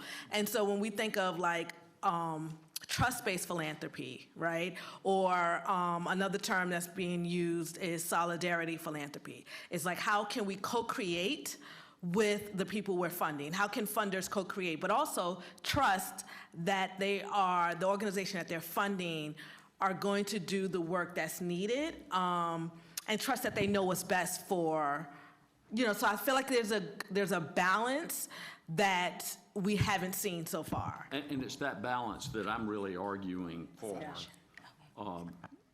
as opposed to one group's about getting money and the other one's about deciding how we're going to spend it. Because I think when you separate them, you end up not having that bond. I would just add, were you going to say something? Okay. I think we have. I think quickly, capacity building is a critical aspect of that relationship, because trust-based philanthropy sometimes can be exactly what Pat's saying. Give the money, no consequence. It's like use it. Sometimes folks don't know how to use it appropriately. I can say as our organization, we've learned tremendously as we've gone. So I think that kind of one thing that being in the Lending Tree group has done is they've provided us so much training that we understand where they're coming from as a business, and they understand because of that give and take that we have the training and we have the communication back and forth that they know enough to trust. I think so. Having capacity building be part of this, and I know it's not a priority two thing, is going to be a galvanizing factor in that relationship. Just want to remind everybody that this is an ecosystem approach, and that this isn't about one organization dictating what happens. Oh, totally get it. Right, Yeah, like that's this is something where we're talking about the broader thoughts about the ecosystem and about our creative economy moving forward on a consistent basis. So I think that some of the things that you all are discussing the rubber may meet the road as the green meets the blue. But again, as we look at like folks being able to advocate and speak to directly what it is that is going to affect how it is that they make their living, I think that there's a need in our community for there to be greater representation for folks who are most adjacent, because they can speak into those strategies. And I think that gets to the dedicated revenue stream piece that we've been talking about, because there should be, if we're building a cake, there should be something to work with regardless. And anything else that comes in can just be icing, right? Like, and that only happens if there is a dedicated revenue stream in place to be able to support the sector regardless of what happens or whatever happens from a donor perspective or from an organizational perspective. But I think this is more so addressing how do we get the initial continued thoughts rolling across the ecosystem, across the sector, and who decides to invest, when they decide to invest, and how is something that will happen at a later time. Well, I just would point out that it is quite unlikely that a dedicated revenue source from the public sector would be able to carry the load. In other words, it will require every one of those things listed under the Resource Council to be pulling their load. And so doing one without thinking about how are they going to partner with the others actually is part of the magic in Charlotte about, I'll do this if you'll do that. And then you get two instead of one. And we got to have two. Yeah, and we just need to make sure we have a third, so that there are people who it's going to affect actually in the room when those conversations happen. Because that I hasn't hope, been the David, case up until this you've point. heard every time, Okay. I like the We're gonna- expansion. All right, so thank you. This has been a spirited back and forth. And you can see how we have issues in We task group too. So just wanted to offer a couple of thoughts related to this. Thanks, Julia. And then kick it back to Joy to keep us going. I'm very energized by this conversation. Wanted to share, April. Okay. Two things. So one, just because you raised this, a couple of things we were talking about, solidarity and trust-based philanthropy, is for those of you who were there a million years ago, which was actually 1.5 years ago when this board began its work, you might recall that we surveyed the board on some topics that we, to see what folks might be interested in learning more about. And a couple of those things were trust-based philanthropy and participatory grant making, which are two things that are actually like what you just mentioned, trust-based philanthropy, but also wanted to mention participatory grant making as a practice that the groups 2 and 5 might look at introducing or including in the recommendations around this. And especially, another one I wanted to just offer up is this concept of the term I've heard used is solidarity economy. And something that I really like about that is that it includes philanthropy, but it's not just philanthropy, because there's so much more at play when it comes to our arts and culture, the creative economy. And so just offering, again, for the groups to look at, the Grant Makers in the Arts has some great literature around the solidarity economy, and actually online webinar trainings that would be relevant to this topic, and also to what David and Pat, what you were saying. So I think these are great reasons why there's room for more to be nested under priority 2, right? That's important, yes. So the thing that I won't go back, but the other piece under priority number 2 is that this priority could use more strategies. Helpfully, though, priority number 5 has provided some strategies that we'll get to. We're not going to skip. We're going to just go to priority number 3, but when we get there, you'll see there are opportunities to add additional strategies for priority number 2. This is helpful because this is all development for that task force to take back as they're moving forward. Okay, priority number 3. Now, I'm moving because I need to, but at the same time, if there's a burning desire, I'm looking at you, April, you good, okay. So priority number 3, provide access to affordable space for the creation and experience of arts and culture. Everybody had something to say about space. So I think most of the other task forces, whatever you did around space, you probably see that it has been in some way, shape, or form incorporated here. And these are 3 strong, what we think are 3 strong strategies. Is there anything missing, or any words, or anything that is of note? Yes, sir. Yes, the MT from the library, and I vice or co-chair this committee. I think number 2 was intentionally reading as enlist developers and corporations to include sites for display and consumption of art. They wanted them to build spaces into their new bills. I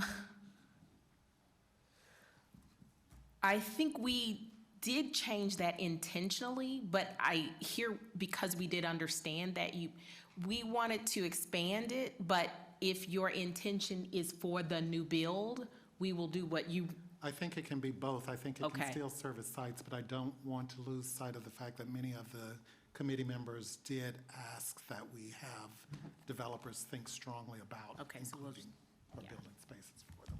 Yeah, not just after the fact, excuse me, not just, a mural on the side of the wall after it's been built. Go intentionally build with art in mind. okay, makes sense. Okay, we can always add the words. No need to take away. I have something that, Who is talking? Oh, okay, I could not see. when I was looking at the larger document that you sent out, and they had the outcomes,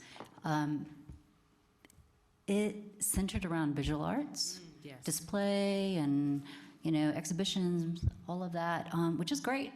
But I did not see the inclusion of performing arts spaces for performance, not just rehearsal, but actually at flex space.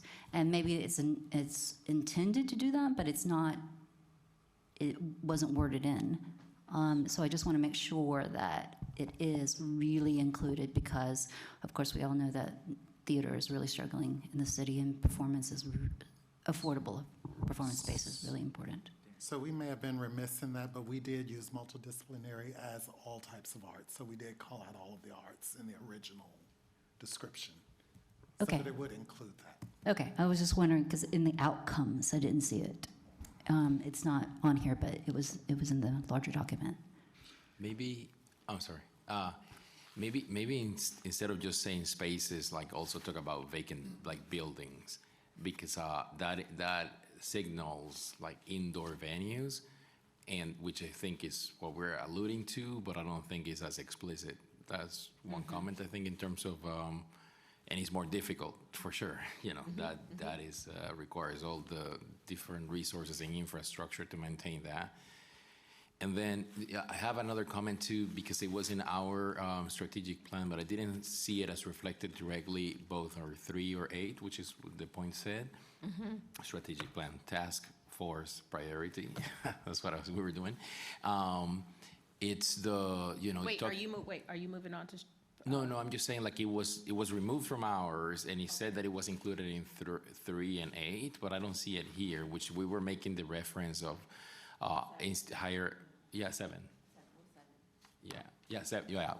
We are in 7, but Right. it said that it was going to be included. Something that was, stuff that was removed from ours, we're going to be alluded to in priority 3 or 8. And but I didn't see it necessarily kind of directly addressed here, which is the the partnership with higher education, like institutions, universities, and so on, and how to be explicit. I think in our group, and I think I've heard in multiple conversations here, that somewhere there has to be explored to expand that. And I'm missing this, at least in the examples for sure. And I don't know if it can be flushed out maybe in the action items. I'm just saying like as a comment more than anything. Okay, so the higher education as in the activation of non-art space for arts and culture? Yeah. Well, Okay. it's not really the non-arts space in that sense, although it could be, but I think what's missing from here that could partially at least be addressed through that is the access to arts spaces that exist but are perhaps too expensive or not accessible for smaller organizations.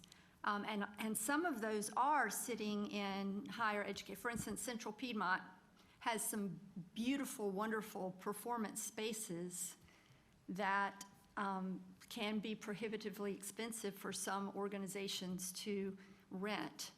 And while I love the idea of non-traditional art spaces for arts and vacant space, I mean, like arts everywhere, but there are things about performing arts that actually sometimes require performance spaces, sprung floors, good acoustics, lighting and, sound for set and for design. And sometimes it's nice to see a play on a stage and not in a gallery. No, so honestly.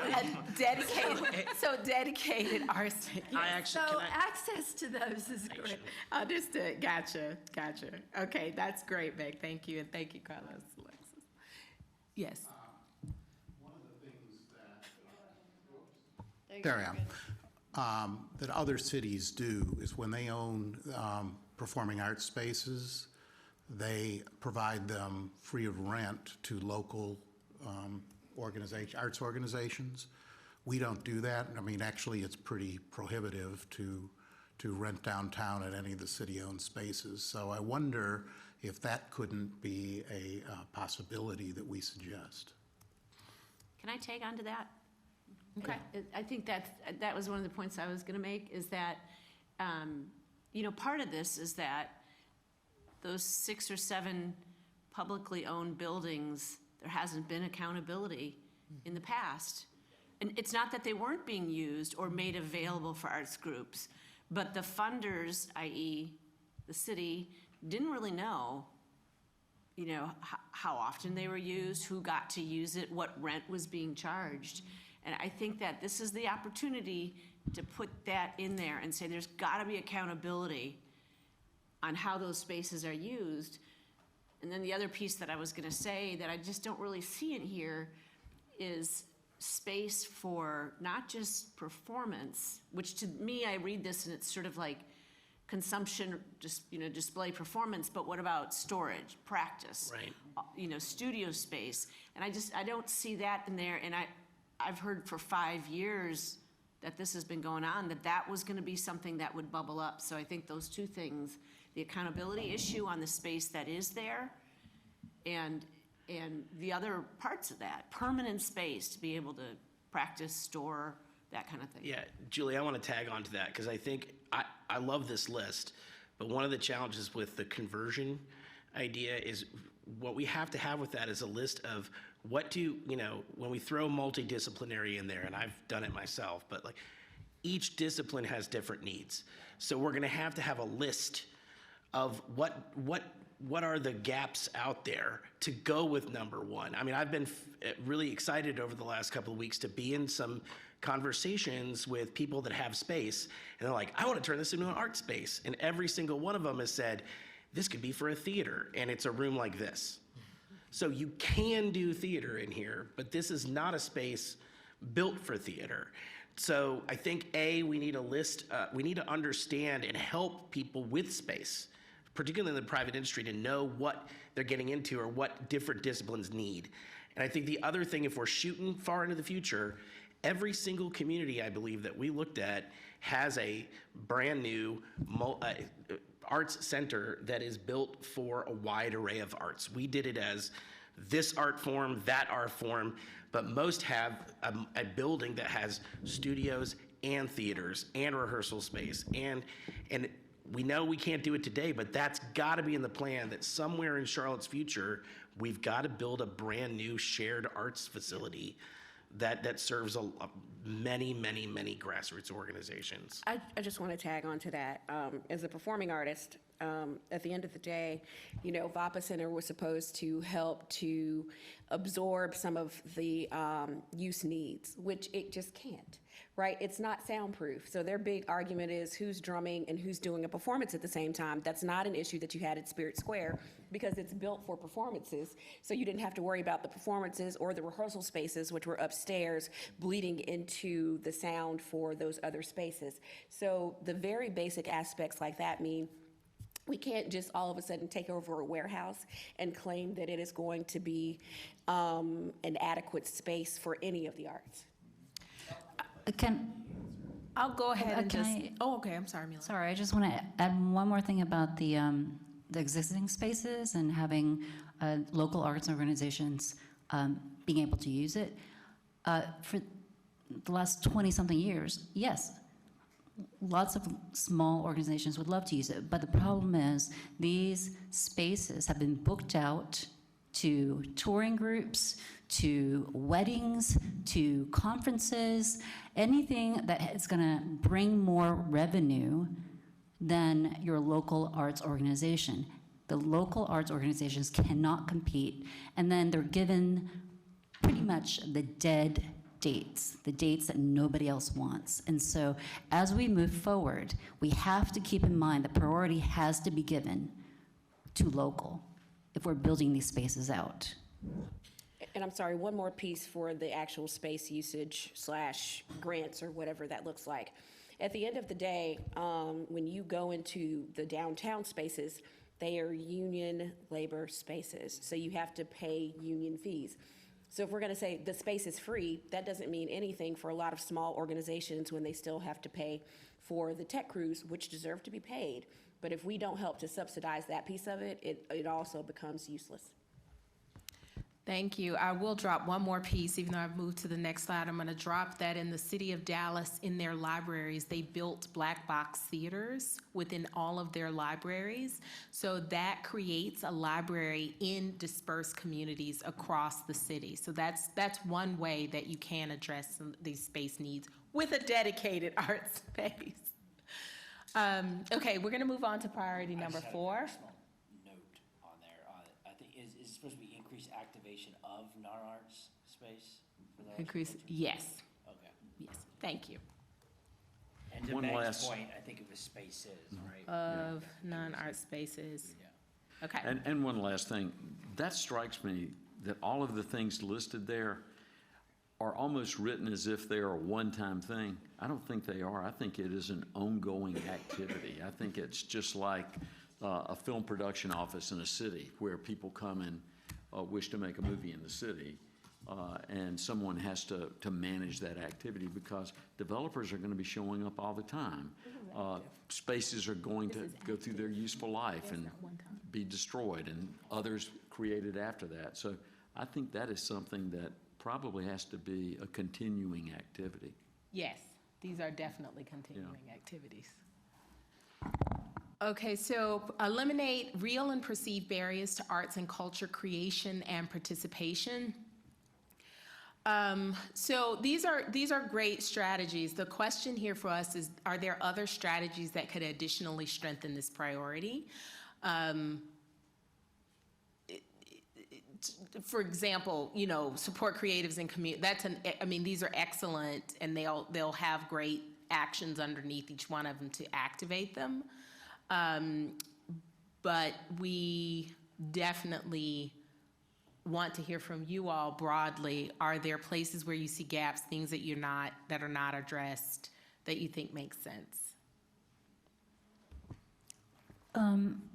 Would one of the strategies be provide arts and culture in all areas of Charlotte? I mean, we continue to try to bus people downtown, but I mean, I think the culture blocks has helped quite a bit with from my ASC, but I think that's, is that mentioned anywhere? Like having vast cultural experiences throughout the city? Mm-hmm. So I will say, as a co-chair for this committee who's been completely absent for the second part of the conversation, initially geography was definitely a part of it. So, I think that it makes sense to speak to, yet again, geographical settings, as everything is pretty much focused downtown. Great. Other thoughts? Yeah. You go ahead. I have something here.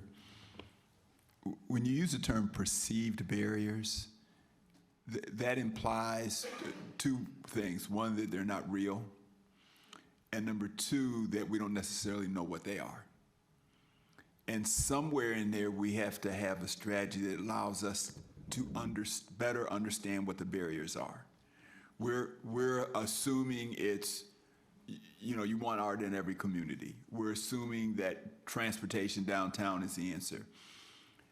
I think the things that are mentioned are obvious and real barriers, but we need to understand some kind of way, what are these other barriers that exist? And I don't know that answer, but I think that's something that needs to be. Yeah, I'm a little sort of like trying to look for the words here. You know, this is a tricky one because I think the issue of barriers. Crazy. Okay, good. Yes. I wanted to emphasize the point you were making. Good cue. No, I think we're ignoring actually the systemic issues that are actually the things that increase the barriers for communities to access arts. I think we have to be careful, like to think about this, solving this in that old model of outreach of getting arts to communities because they have to, I don't know how to say, eat the art, when there is actually art within. So I think so it is, the barriers is to try to enable artistry and art development from within. I think in cities that, like any southern city and many cities in this country, or segregation and separations and community separations and whatnot, it just go deeper than just this upper layers. So I would say to try to look for solutions or like that don't tackle just very lightly, but to look at the systemic issues that we're trying to change here. And I was going to say something else about we are also ignoring, talking about art, and I've been thinking, where do we put this? We cannot ignore also the multiple heritages and how culture is connected to heritage and people and communities that way. And when we're talking about these barriers and connection, it's about also looking in more pathways in which these two things talked about each other and continue to create, the language of placemaking that we see in other places, and that how the diverse communities of a city actually truly make the makeup of our city. So I'm just saying that, like, when we're talking about these barriers, it's something from within, and it's very systemic. And I'm excited to hear this conversation here. I would love to be a part of a movement that try to challenge from the bottom up instead of like trying to top down. So anyways. Yeah. Love it. That's exactly what I was talking about when you talk about barriers. I think you just gave them the wording for two solid strategies right there. Sorry. Exactly, yeah. I think that the perceived barriers piece, which was given to us, was something that we definitely grappled with, because I do believe that there are real barriers, and then there are perceived barriers that still have real solutions, if that makes sense. So if I think about the fact that someone can go to the Arts Factory and take a ballet class for 2 weeks or whatever that looks like because of culture blocks, do they know that they can do that? Is there enough information communicated with the community, and how does communication take place? So when you look at quote unquote what are marketing dollars, to get one mailer may not make sense. So from those who do marketing, I do marketing through politics, you have to get 7 rounds or touches with folks. So when you're looking with people who are at a certain economic level, who are potentially working a couple jobs or whatever that looks like, first of all, if they don't get one mailer, we're expecting them to read the newspaper or go to someone's website. Then they get one mailer, and that's not going to necessarily be enough to penetrate. And even when they see that mailer and it says free, are they going to think that it's for them? Right? And so it's perceived in the sense that it's available, but it's real in the sense that there takes a lot more perhaps money, funding, et cetera, to then communicate with folks to even let them know that what's available is actually accessible and meant for them, especially given that we don't have arts in schools or whatever that looks like. They may think, oh, well, my child is not going to be good enough for this, whatever that looks like. Yeah. So that requires a conversation. That's going to require a lot of touch base. And I know through the Culture Blocks program, right, They're already doing a phenomenal job of pulling together a dinner for the people to come together in the community. Still, the communication to saturate to everyone who it's available to is definitely challenging. So I think that that's really, really, really important. And I know just from having conversations with Krista, right? Aisha, I'm sorry. We got what you were saying. I've written it down, and I think I just nodding want to heads have one more agree. topic, and that is the real issues that people see are time and money from surveys that they've already done. Okay, thank you. Heard you. Okay, so then, thank you for that. I was making space, though. Okay, all right. So then we're gonna go to the next priority. I didn't mean to cut you off like that, but I just want to make sure that we have time to get through the rest. So priority number 5 actually does dovetail very well with priority number 4. An equitable, accessible, and inclusive approach to support and fund is critical to advance, grow, and sustain BIPOC, LGBTQIA+, and other artists and institutions, particularly small and mid-sized organizations who have been historically marginalized in the Charlotte arts ecosystem. So I think the first thing is that I think we just Charlotte Mecklenburg arts ecosystem. I think that was the first piece. And that's just a minor thing. And then the next was just a note regarding clarification before we get to the real, actually, let's go straight to the matter. The big matter is you proposed in this priority, if somebody would be willing to speak to it. I'm gonna look at Melody. I believe this is your group, right? Isn't it this your group? So you proposed 2 new bodies. We thought this was super interesting, and you brought it up in the appropriate place. So we wanted you to talk about it here, if you can.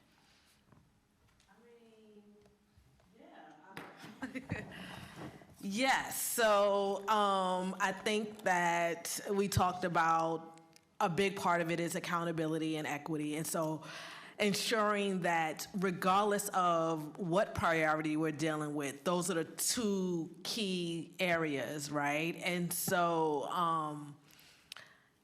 I don't really know exactly what's the question. So what I think the question is, would it make sense? We thought it would be good to move this one to priority number 2. Oh.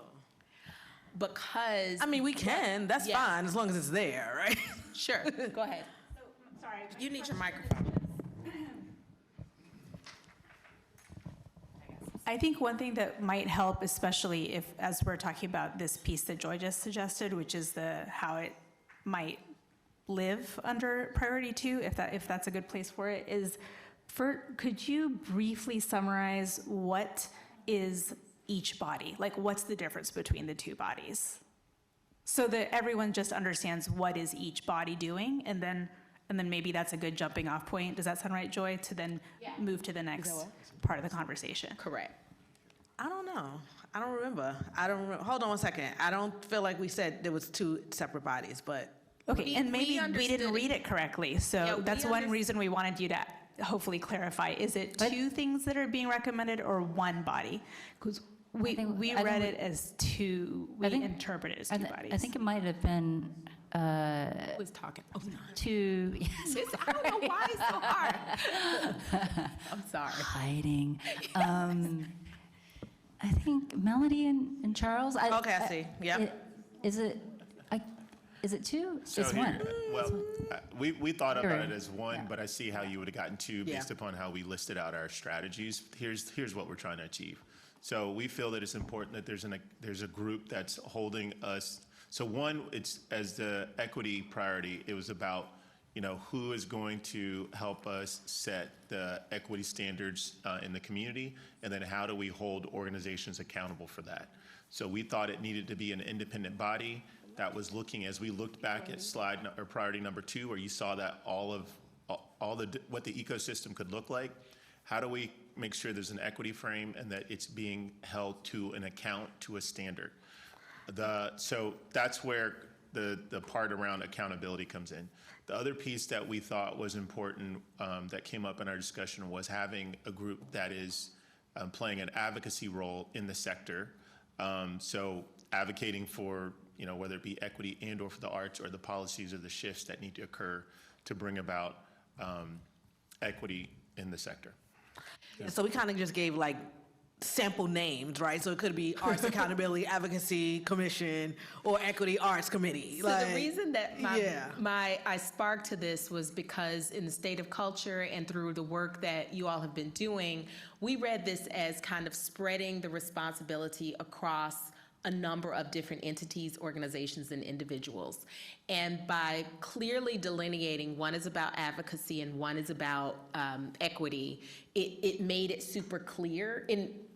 We misunderstood, but it was super clear, I thought, because this is this is a group that's for accountability. We are creating a space, and it's really opening up the doors to a lot of different, as we said, organizations, individuals, and such to take part in this work. It does, but the question becomes who's going to evaluate all of those different entities? So when I look at priority number 2, and we have an equity frame, and you have different groups doing it, how do we evaluate that we're achieving equity? One, across the whole sector, and 2, within each of these organizations, as well as the arts groups that we're supporting. So we're looking to create that kind of body that does that. Yes. So maybe we're saying the same thing. I think so. I think you're creating a body that evaluates that. Is that correct? Yes. So that is why we were thinking it would make sense in number 2. So I think the recommendation in this space is we've now opened up that you all can collaborate with priority group number 2. We don't want I'm sure the last thing you want are another group of people talking to you about the whole framework. But so long as it's there, our group is great, and we're happy to be helpful with it. We love it. So there, go for it. Okay. Other thoughts around this priority in general, or we had a question just around clarifying. Some places you say organization seems to be a more inclusive word. Institution seems to be more of a kind of a So it was a wordsmith in me, right? Like we kept repeating organizations, and that was annoying me. But if y'all feel really comfortable with no, for real, it was really the communications in me. I was like, we keep saying organization. So, but if that makes you all feel more comfortable, then we can say organization several times. That's fine. Okay. I'll be honest, it makes me feel more comfortable but as long as, if you mean organizations, across, because I think sometimes institutions can be interpreted as a subset of organizations again, it was just mainly just a wordsmithing thing, that's all, but. It's not, we can definitely change it back. We're not held to that, This is great. Other thoughts? Meg, go for it. This is not about the priority, but it is a reflection of the priority back. And this is just one little small thing, but it gets said and written, and it's ended up in this draft report. And I hope we can just strike it once and for all. There is a sentence in the justification for why we're even here and why we're doing this, that there was a time when arts funding in Charlotte was robust and workplace giving was robust, and the arts sector was supported, and then that time passed and workplace giving started to fail, and now we need this. And ask Milan if in 2006 and 2007, when workplace giving was really great, if that was enough to sustain Moving Poets, for instance. No, because for these people, it did not work. It never worked. It never worked. And so I think it does a disservice and an injustice to all of these organizations that we're trying, and artists that we're trying to uplift with priority number 5, to imply that there was a time when the arts in Charlotte were well supported. Some arts were, but not all. Gotcha. The institutions were. Yeah.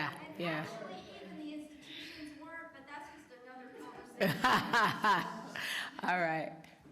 Noted. Thank you, Meg. That is very important. It's on page 8. That's why y'all got the gold star, I gotta say. Okay, priority 6. Increase the consumption. We just wanted to posit adding and participation of arts and culture among residents in the Charlotte region through strengthening communication. So the bigger, that was a small thing, well, small but ish. But the other one was, and I just want to give you a chance, April, to talk about these two. Okay, got Nick, then it's on to you.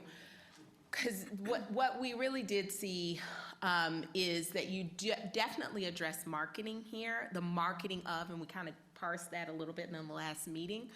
But what we are looking for, and maybe we just don't see it, is to address communications, the way we've been talking about it more broadly in this meeting today. Yeah, so we had a little email side communication. I think that, correct me if I'm wrong, but we would be okay with number 2, create, implement, maintain a new Charlotte-Mecklenburg arts and culture brand and communication plan. I think that's what we mean by messaging plan. It's actually in the strategy. It is, I'm yeah. a little concerned why you say it's not there, because we have specifically under strategy 2 in the work group, we have, hold on. Let's see, an RFP defined to marketing community agencies or multiple agencies for their cohesive brand statement, and then develop a cohesive brand. And then we have under the line, develop and implement an annual arts and culture plan media budget, including paid and digital and traditional advertising, retainer for an agency to manage paid media and PR, annual reviews from the, we have like a whole communication plan under strategy.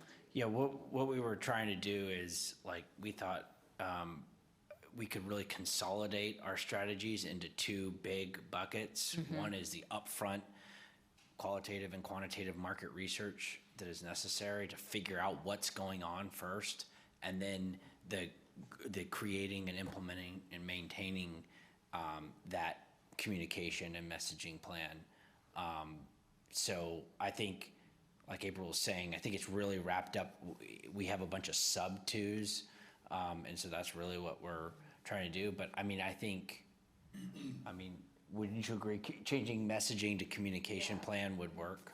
So, because we go back and I just listed everything, like, you wanted to understand what the barriers to entry are. Well, we need market research to understand that. We want to understand why people don't know why they need the art. You have to, I'll go back to it. If people are engaged right now in any conversations, it's because they're already consumers and participation. We need to go get to the people who aren't participating and consuming right now and figure out why they're not, because none of these strategies work if we keep going back to the same well and keep getting the same people. So the number one thing in this is, and we want to start it like next week, use some of the money that's in the plan now, but get the marketing, get the, to be able to do a lot of things we want to do and all these other priorities, as we pointed out, like, is transportation a barrier? We assume it is, because we hear that all the time, and when any other nonprofit that I work with, you hear, but is it? Is it really something else? Is it because my heritage isn't represented anywhere, and I would drive anywhere if it was something I was looking for. And we don't know that. And so for us, we took our 6 based on the feedback and put it down to these 2, because number 1 has to happen. You cannot put any communication plan in place until we understand what people want to hear. Okay. Okay. All right. All right, other thoughts? Yeah, I think it talks about kind of overlaps here, and I think even then, there's overlap within probably strategy 5, but more so from a consumer perspective, because I think that is part of kind of what you were speaking to is also part of the issue, is that even folks who are doing marketing and communication things on the other end of the spectrum are going to a specific crowd, a specific type or a specific demographic of people, and don't necessarily look to reach broad people. And depending on the marketing communications firm that's chosen, there may even be some biases in the data that comes back based off of the region, based off of how it is that they collect the data, surveys, et cetera. So I think that there may need to be a strategy or something that speaks towards that as well, because there still tends to be gaps when you talk about things that are marketed and communicated as mainstream Charlotte versus what a lot of people in Charlotte know Charlotte to be from an arts and culture perspective. And I think that that'll show up a lot depending on the firm that you choose to do this work. And that's why we think we should be multiple. And actually, I think you look at multiple firms and be able to look at multiple categories and then be able to make some decisions. I think just one firm's not gonna get it done. And I would say, I think one of the more critical aspects too is once you get past things like my culture is not being represented, or I have to have price sensitivity or transportation, there's gonna be a subset of people that don't check any of those boxes but aren't consuming arts. And that's a more, maybe even tougher one to address, and we need to get at that. The people that have the means and have the ability, if they are not investing in the arts and culture, why? And how do we change that? I think a lot of that has to do with Charlotte doesn't attract people who are looking for that, but that's another So wait, conversation. I'm interested in everything you say, so. Yeah, no, I was saying, I just think that has to do with the way that we market the city doesn't attract people who are actually interested in looking for those things in the first place, which is kind of why I brought it up. In, like, Which there's, is why. Right, it needs to be part of, if you're a Charlottean, like, we support our arts by showing up. Yeah. Thank you. That's great. Okay. So then let's go to priority number 7, which is foster collaboration and cooperation throughout the creative ecosystem and other sectors. So some of these, I know you feel like they were a little denuded. We took some away and added them to others. You have, Carlos Alexis, you have actually identified some words that we missed that needed to add back into the space, for example. So we'll make sure we do that. But is there anything missing now?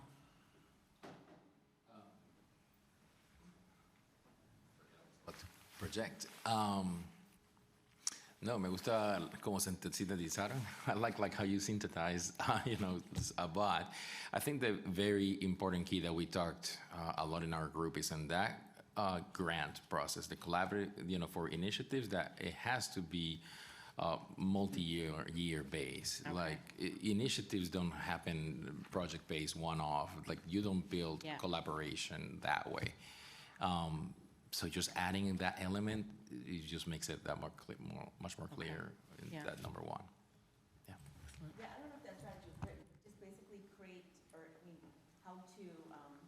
how to identify collaboration, right? Even initially when we were giving out the grants earlier with the opportunity, it was like, what's considered collaboration, how to identify collaboration and quantify it. I was kind of not here for a couple weeks, but that, Yes. To me, that's what collaboration is. Like, what does that really mean? How do you, just because you spend 10 minutes, 16 hours? Yeah. Was it a 5-hour project? Was it a whole 3-day festival? To quantify the collaborative part. Yeah. Just adding one person from another group, does that really make you, inclusive? I think another way to look at this, honestly, you just kind of go back to, I think it was priority 2, and if we look at really creating a governing body or multiple governing bodies that incorporate a wide segment of different people in the ecosphere, and then we look at collaboration, not just, I think a lot of what you're saying there is looking at collaboration among artists or different art groups. When I think about it, we need to look at collaboration among funders and the artists, because as a funder, my goal is to be able to walk out of this whole thing and that there's some other public money that's kind of baseline, and that as a funder, I can choose what I want to fund based on my interaction with artists and what I want to do.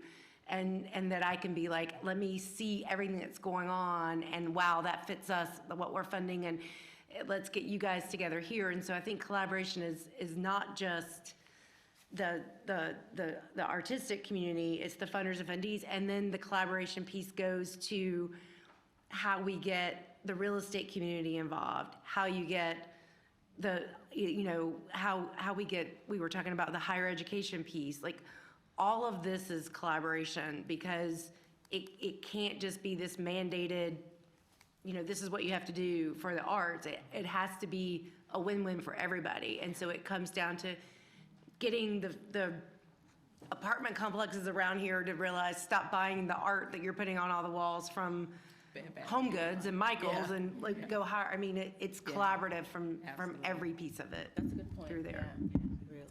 Can I just speak to that, though? I understand what you're saying, but we were just speaking about this baseline of funding.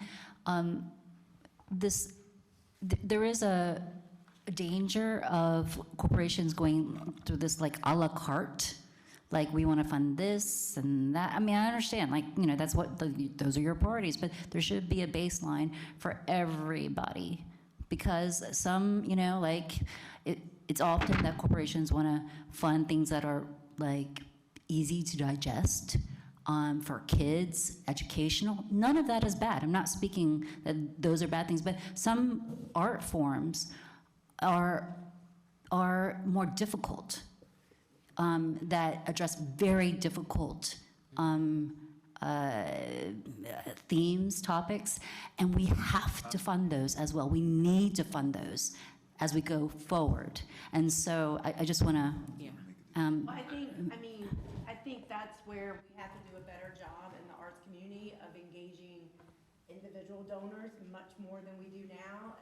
As a collective, we have leaned on the corporations and we've let individuals off the hook ever since employee giving went away.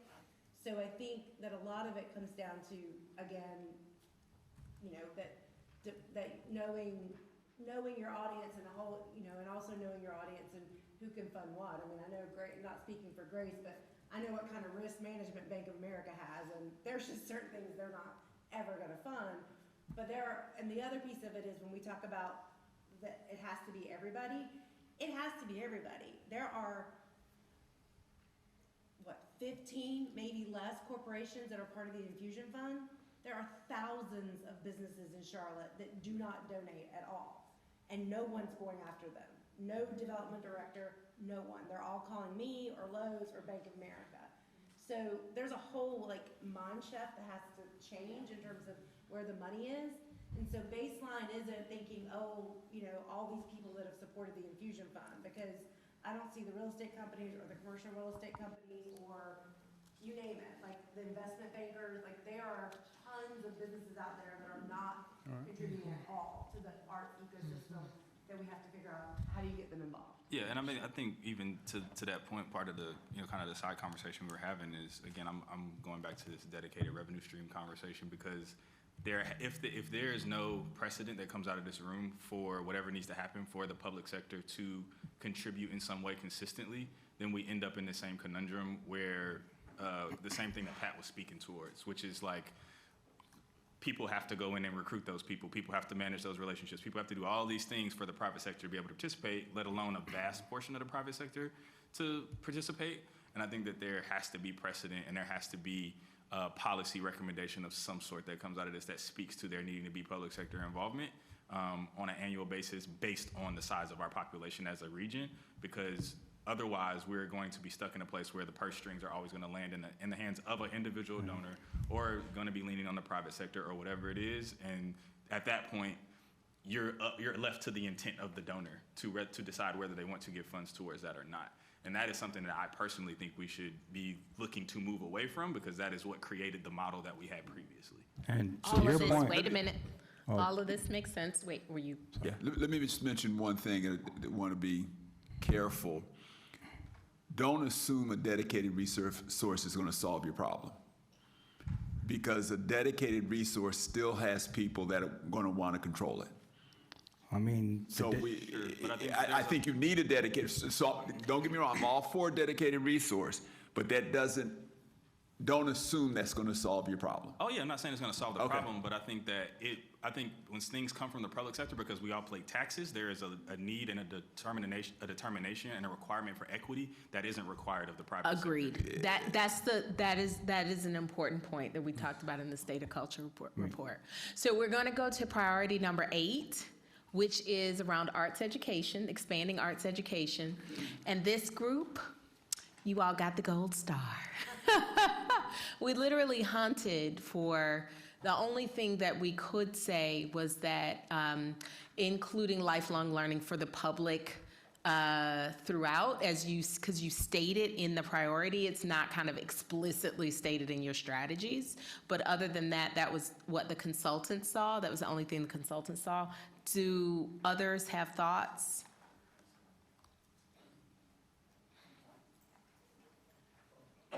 Well, one of the things that used to exist was field trips to various arts organizations in the schools. It doesn't have funding now. And I think, And that is, we actually have that in strategy to reinstate. It's just, okay, it's just one of the not on action the, okay, that's items. fine. Yeah. That's fine. I think I They're agree. very, You know all they're about very it. well developed. I mean, is Yeah. there, is there an indication for increasing funding in arts education? Is that like, did you guys call that out? More dollars for arts? We have dollars. Well, you say increase support for arts teachers, teaching artists, and then fortify and expand educational programming. But Yes, so that we do have within our action items references to granting possibilities to, various, to needs for funds. We do, and to partnerships that could help defray costs. We don't anywhere say that arts teachers in the schools need to be paid more, but all teachers need to be paid more. Well, but here's a question, Charles, are you So- saying that there should be an explicit strategy called out? Yeah, for more funding for arts education. We're asking the city and the county to put more money towards arts. Why Yeah, not we CMS? actually have an And why not the action state? item that so for number 4, and now, we don't have anything, and maybe we do need it when it comes to like arts education in the schools, an additional funding stream. We have a funding stream suggested for a specific grant pool for arts teachers and arts educators, that they're not competing with other kinds of artists, it is a granting pool for them for projects that they're doing, and we have a suggestion for that. But we don't have anything, asking for more, for like CMS to put more money towards the arts in the schools, so. I think it makes total, right? Oh, I was just going to ask if the way it might make sense for it to be addressed, because I think we've kind of touched on some other aspects, some other priority areas too, is that if it relates to funding, like priority 1, it may make sense to nest it under priority 1, but it be a specific one that's dedicated to arts education funding. And then the partners, like funding partners and leaders identified in that strategy or that action are like CMS and whoever else might support arts ed. Does that sound like it makes sense, Joy? Which is, it would actually what Charles is talking about might nest under priority 1, but because that's about funding sources, but it's specifically stated that it's arts education related. Yeah, Yeah, to be clear, I'm talking like not just teaching artists visiting. I'm talking infrastructure. Like and part of what I might say would be helpful in that arts education is what is the, I don't know if it's a map, like how is arts education doing? Like, has funding gone down? Like, have we seen a drop in funding in arts education? My suspicion it would be, are we seeing less arts opportunities for kids? Whether, like, I was in marching band, that was great. Do all students have access to music programs? Do all students have access to visual arts? And if not, that I'd like to see called out, and then a recommendation that we are increasing funding to grow those pieces, those infrastructure pieces. Yeah. Let me end this. Oh, okay. I'm gonna give 1, 2, 3, but you gotta talk fast. I'll be quick. Go for it. A lot of this feels like there's an issue with the culture in our city. Like, we can pay teachers, we can do whatever, but if art isn't a viable job for us as adults today, you can teach kids whatever you want. There's no representation. Why would I want to be a broke-ass artist? Responsibly, respectfully, right? Like, it doesn't make any sense. So we can give it to them and show them, hey, this is great. It's not great, because I don't know any great artists in Charlotte who are thriving. You know what I mean? So like, Yeah. it's a culture So raise thing. the profile. Absolutely, absolutely. So we got to raise us up, right? Like, I mean, like, you know, Dave said, it's like bottom up. You know, yes, we can sprinkle the goodness with the children. Why would I don't want to be that. Gotcha. Aisha, wrote it down. No, I think the short answer, right, is that there has been a decline within the school system as well, right? And so I think we need to call that out here, and because number one is still going to make the recommendations for funding based off of what's coming out of all of our groups. So I think it needs to live in both places so it's explicitly clear. Can I make a Excellent. suggestion? Wait, Grace and then Nick. I promise you, you're going next. Is to just drive awareness of the assets that we have within arts and culture in our community, because not everything will cost money. I know that one of their challenges is bus transportation to get the students, but if they just drive awareness within their existing communication, that may just be another way for us to, again, encourage families, students to visit, you know, the institutions that we have here available to them. And there's a lot of programming that's free. Jazz Arts has free, you know, there's different programs, so I think that's something that we need to take advantage of. And I don't know if we've done that. Can we go back to the slide 8? I just wanted to make a quick suggestion, which is as my in-laws are early childhood educators of music, and I think we're leaving something out by saying just pre-K. I think we also need to talk about early childhood. So can we change pre-K through 12 and just say from early childhood on? I mean, because things like Kinder Music, Music Together, these are really important music programs that reach kids at a very early age, and I don't want them to be left out. Perfect. Okay. So let me just end this section by telling you what the next steps are. We have what are called drop-ins for each one of the task forces. So each one of your task forces, you are going to be have an opportunity. Everyone is going to have an opportunity to drop in on these Zoom conversations on the different task forces and share your thoughts and thinking, and the task forces will be present. So the idea is that you're going to be able to further develop your strategies. This was the first kind of foray at it. I think it was pretty good. I think you guys did an excellent job, really. I know I rushed you a bit, but that's the purpose of these drop-in conversations. So those actually start as early as tomorrow with the first drop-in for priorities 1 and 2 together, okay? I just want to actually do a quick drive-by on this feedback exercise. We included in your handout, in your notes, a draft vision and a draft philosophy. The draft vision is kind of more of the more public statement. It's what, if you're a government entity, you'll be more used to the vision language.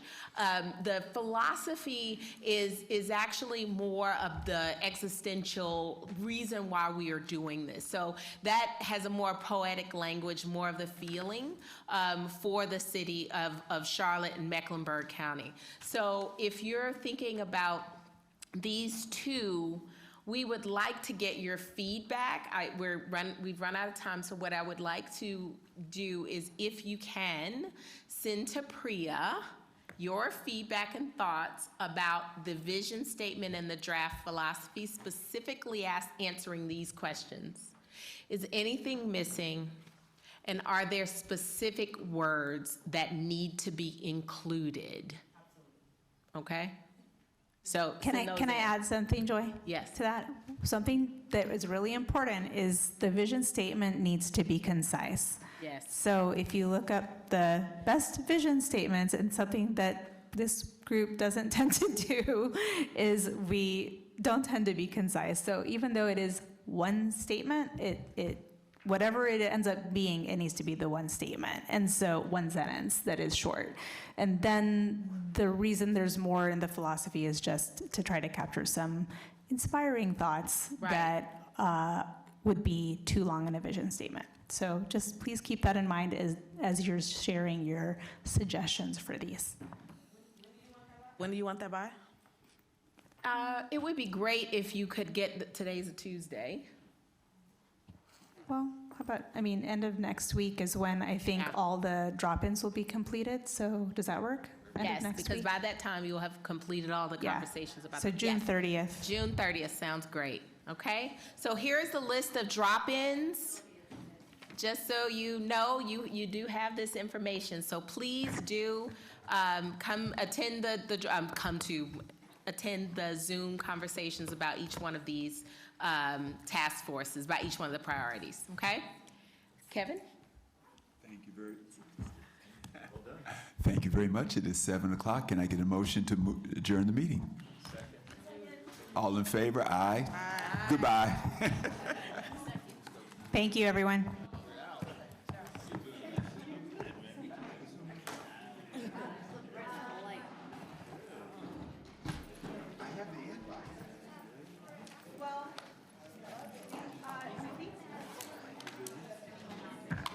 Yeah, they all came in during, that's why I turned my sound off, because it was like ding, ding, ding.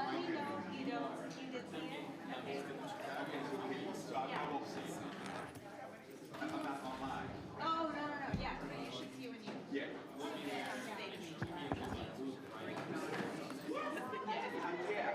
That's what we're gonna do.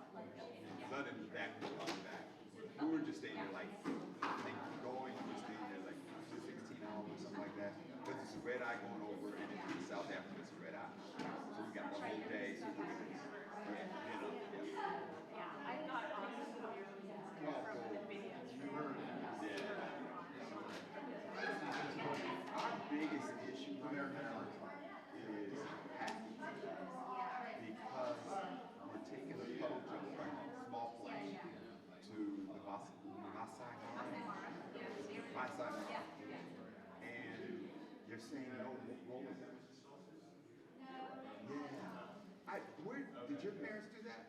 Did they go to Masai They've Mara? been to Masai Mara. I'm And I pretty sure think they had roller they went from Nairobi? Where did they? They went from Nairobi. Did they go from Nairobi? Well, they were in Nairobi first, and then they flew out of Nairobi yesterday. They did they go from Nairobi to? They went to somewhere else, maybe before my son was in. Where did they go? You know what? I'll look at their thing, or I can message them and just ask if they allow.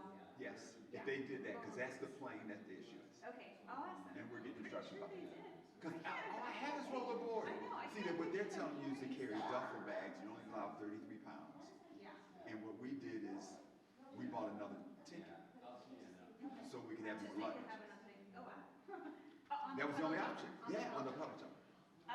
I'll message them right now. I mean, Okay. I'll hear from them probably tomorrow morning because they're ahead. But, Yeah, it's like 1 in the morning. yeah, I'll just ask them on WhatsApp, did you guys use? Yeah. Were you able to take rollerblades? Yeah. That would be helpful. Yeah, yeah. All right. Where'd Joy go?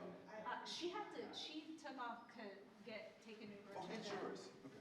That's mine, yeah, Before I yeah. go, She let me had to give you get a to the airport, Oh, so, okay. yeah. Thank you so much. Thank you for Take care. being here and your contributions as usual. Absolutely. Oh, yeah. It was good. I'm Yeah. glad to be here with Congress. So I don't, maybe the arm is up. The but I arm is didn't get a always stamp up for at this mine. rate. Is it up, you think? I didn't get a stamp either. The arm is up. Okay. It's always up. That's what they say. I got Janine this. is the official stamp. Yeah, I know.